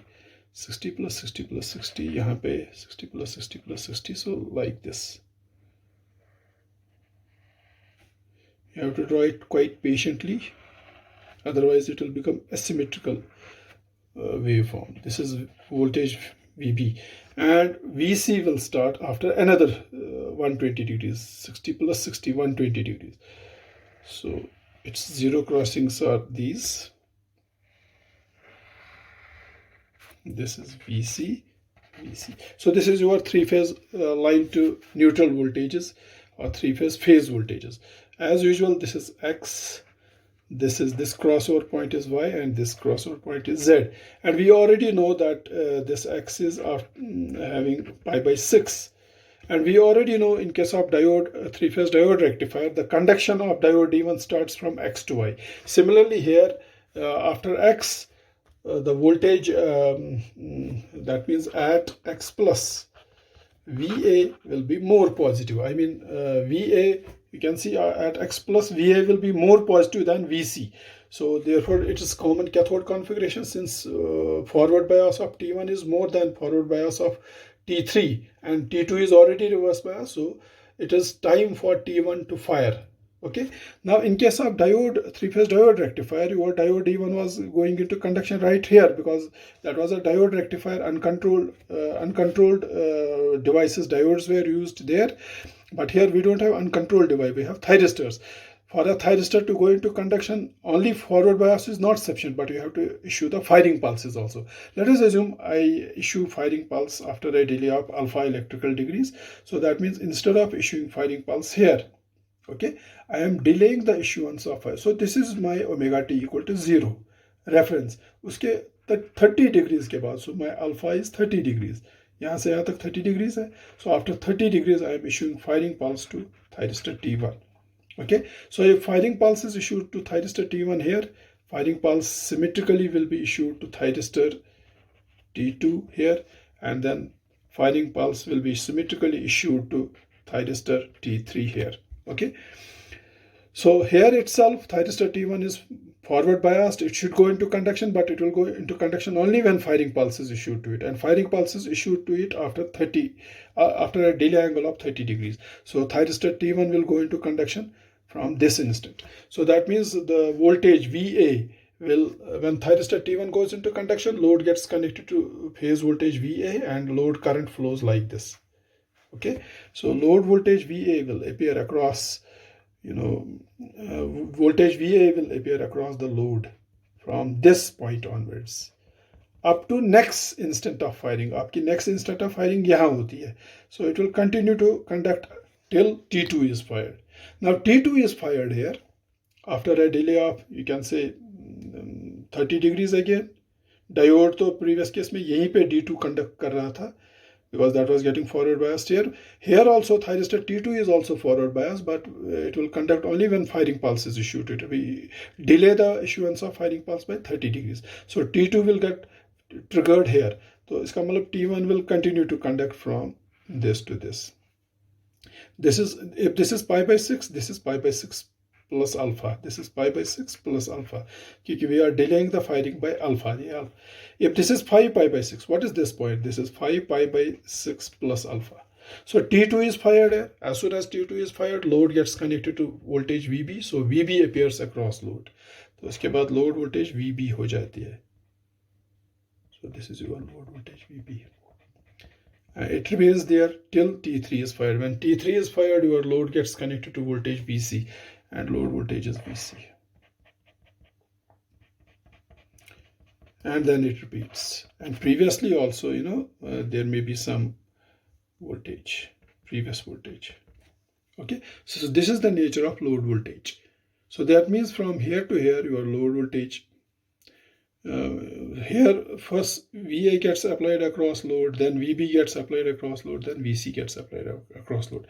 In a similar way, you can draw the voltage waveform across the devices, and here also peak inverse voltage, you will find it is equal to minus root 3 EM, minus root 3 VM. I am not going to draw it, you can try yourself.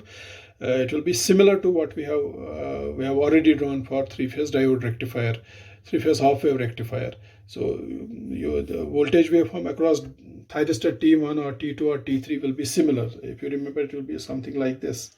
So its peak inverse voltage is minus root 3 EM. Okay, and then your currents IA, IB, IC will be like this. I am not going to draw, and primary current will be like this, asymmetrical. So you can try those. Now I am going to here derive the mathematical expression for rectifier converter average output voltage. So I will write average output voltage is given by VD is equal to, okay, now your thyristor conducts from pi by 6 plus alpha to 5 pi by 6 plus alpha. From pi by 6 alpha to 5 pi by 6 alpha, total period of conduction is 2 pi by 3. That's 120 degrees. T2 conducts from this to this period. T3 conducts from this to this period. So I will write here each device is on for 2 pi by 3. That is 120 degrees. So therefore VD is equal to 1 by 2 pi by 3. Because each device is, you take this voltage segment, इसको integrate कर लीजिए over a period of 2 pi by 3, because each voltage segment is there for 120 degrees, 2 pi by 3. Integration. For diode rectifier, three-phase diode rectifier, you have taken the limits of integration as pi by 6 to 5 pi by 6. Here you have to take pi by 6 plus alpha, because your firing is delayed by alpha. So your lower limit will be pi by 6 plus alpha. To upper limit there was 5 pi by 6. Here it is 5 pi by 6 plus alpha. 5 pi by 6 plus alpha. And what is load voltage? It is VA during this period, VA d omega t. Okay, fine. Now average output voltage I can write again, VD is equal to, see it was 1 by 2 pi by 3, 3 में ऊपर ले जाऊंगा, it will be 3 by 2 pi, 3 by 2 pi integration pi by 6 plus alpha, pi by 6 plus alpha to pi by 6 plus alpha. What is VA? VA is Vm sine omega t d omega t. Now Vm I can take out, so it will be 3 Vm by 2 pi. What is integration of sine omega t? It is minus cos omega t, and limits of integration are pi by 6 plus alpha to 5 pi by 6 plus alpha. So you simplify it. This is 3 Vm by 2 pi. It is minus cos of, what is omega t? It is 5 pi by 6 plus alpha. Minus and minus is plus, cos of lower limit is pi by 6 plus alpha. Now this is cos of a plus b. This is also cos of a plus b. We know cos of a plus b, trigonometric identity gives us cos a plus b is equal to cos a cos b minus sin a sin b. So using this trigonometric identity, we will get Vd is equal to 3 Vm by 2 pi. This is cos a cos b minus cos 5 pi by 6 into cos alpha minus sin a sin b. Minus and minus becomes plus sin 5 pi by 6 sin alpha. Then plus, this is also cos of a plus b. This is cos a, that is cos pi by 6, and cos b, that is cos alpha, minus sin a sin b, sin pi by 6 into sin alpha. Now that is equal to 3 Vm by 2 pi. What is cos of 5 pi by 6? Cos of 5 pi by 6 means 150 degrees. And cos of 150 degrees is minus root 3 by 2. And minus into minus is plus, so it is plus root 3 by 2 cos alpha. Plus, what is sine 150 degrees? Sine 150 degrees is 1 by 2. This sine 150 degrees is 1 by 2. Plus 1 by 2 sine alpha. Then what is cos pi by 6? Cos pi by 6 means cos 30 degrees. Cos 30 degrees is equal to root 3 by 2. This cos pi by 6 is root 3 by 2. So plus root 3 by 2 cos alpha. Minus, what is sine pi by 6? Sine pi by 6 means sine 30 degrees. Sine 30 degrees is 1 by 2. 1 by 2 and then into sine alpha. Fine. So 1 by 2 sine alpha minus 1 by 2 sine alpha cancel. So what is root 3 by 2 cos alpha plus root 3 by 2 cos alpha? That is root 3 cos alpha. So therefore, converter average output voltage is root 3 by 2 cos alpha plus root 3 by 2 cos alpha is root 3 cos alpha. Take root 3 out. So this is 3 root 3 Vm by 2 pi cos alpha. For 3-phase half-wave rectifier, your rectifier average output voltage was 3 root 3 Vm by 2 pi. There was nothing like cos alpha because rectifier में alpha का concept नहीं है. So for 3-phase converter, AC to DC phase controlled converter, your average output voltage is Vd is equal to 3 root 3 Vm by 2 pi cos alpha, where alpha is the delay angle. At alpha equal to 0 degree, cos alpha is equal to cos 0 is 1. So therefore, maximum average output voltage VDO is equal to cos 0 is 1. So that is 3 root 3 Vm by 2 pi. So this is same as that for a three-phase half-wave rectifier. So therefore, a three-phase converter for alpha equal to 0 produces same average output voltage as a three-phase half-wave rectifier. So therefore, the average output voltage of a three-phase converter, AC to DC phase controlled converter, is Vd is equal to 3 root 3 Vm by 2 pi cos alpha. As far as drawbacks are concerned, whatever drawbacks are there with three-phase half-wave rectifier, same drawbacks are there with three-phase half-wave converter. First drawback is the converter produces less average output voltage than bridge converter. And second is the line currents, transformer secondary currents have strong DC component, and that causes transformer saturation. and transformer is not fully utilized. And next is that transformer primary current is asymmetric AC. Okay, so these are the drawbacks with three-phase half-wave converter. So it's because of these drawbacks that three-phase rectifier, three-phase half-wave rectifier and three-phase half-wave converter, they find very limited applications. So therefore, summarizing what we have discussed today, we first of all studied the effect of freewheeling diode in a single phase fully controlled converter or full converter. And we have seen that in a single phase full converter, when freewheeling diode is connected, the negative segment of voltages are vanished. They do not appear in the output voltage. So your three-phase full converter with freewheeling diode behaves like a three-phase semi-converter. So that completed our all discussions on three-phase. I'm sorry, I was discussing about single phase converter. In a single phase full converter, with freewheeling diode, the negative segment of voltages they do not appear in the waveforms. The negative segment of voltages vanish. So therefore, a single phase full converter with freewheeling diode behaves like a single phase semi-converter. And that completed our discussions on single phase converters. And then we started with the discussions on three-phase rectifiers and three-phase phase controlled converters. We classified three-phase conversion into rectification and phase controlled conversion. Three-phase rectifiers we classified as three-phase half-wave rectifier and three-phase bridge rectifier. And three-phase phase controlled converters we classified as three-phase half-wave converters and three-phase bridge converters. And three-phase bridge converters were further classified as three-phase semi-converters, three-phase full converters and three-phase dual converters. Today we first discuss three-phase rectifiers, uncontrolled rectifiers. And first three-phase uncontrolled rectifier that we discussed was three-phase half-wave rectifier. And we found that three-phase half-wave rectifier average output voltage is 3√3 Vm by 2 pi. And it produces strong DC component of current, causes transformer saturation, underutilization of transformer, and primary current is also asymmetric. And then we discussed three-phase bridge rectifier. In three-phase bridge rectifier, we found that it's a 6-pulse rectifier. For one cycle of AC, it produces 6 pulsations of DC output voltage, and average output voltage is 2 times that produced by three-phase half-wave rectifier. And transformer primary and secondary currents are AC, so there is no DC component, no transformer saturation, better utilization of transformer is there. Okay, then we discussed, that was about three-phase rectifiers, three-phase half-wave rectifier and three-phase bridge rectifier. Then we quickly went to phase controlled converters, and the first type of three-phase phase controlled converter that we discussed today was three-phase half-wave converter. And we have drawn the waveforms for three-phase half-wave converter, which I am reproducing here.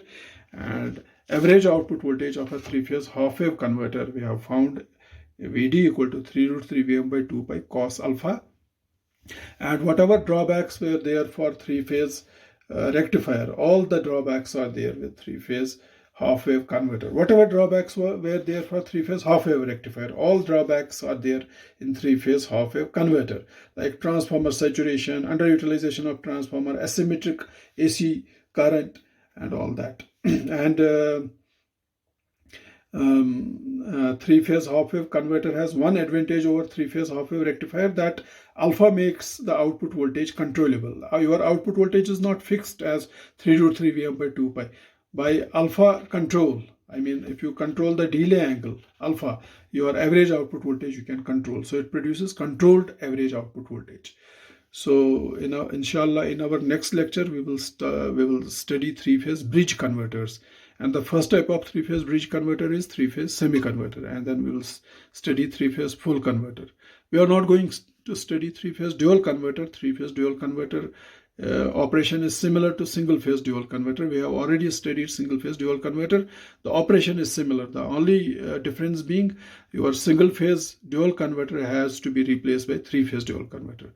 So in next lectures, couple of 2 to 3 lectures, we are going to study three-phase semi-converters and three-phase full converters, and that will complete our discussions on three-phase AC to DC converters. And with that, our the largest module, that is AC to DC converters, will be over. And then inshallah we will start discussions on DC to DC converters or choppers. And with this I finish my today's lecture. I advise you all to please go through these today's lecture. Try to draw the waveforms yourself, practice them again and again, and in case of any difficulty, please get connected to me. Ask me your queries. I will be pleased to clear your doubts. Thank you.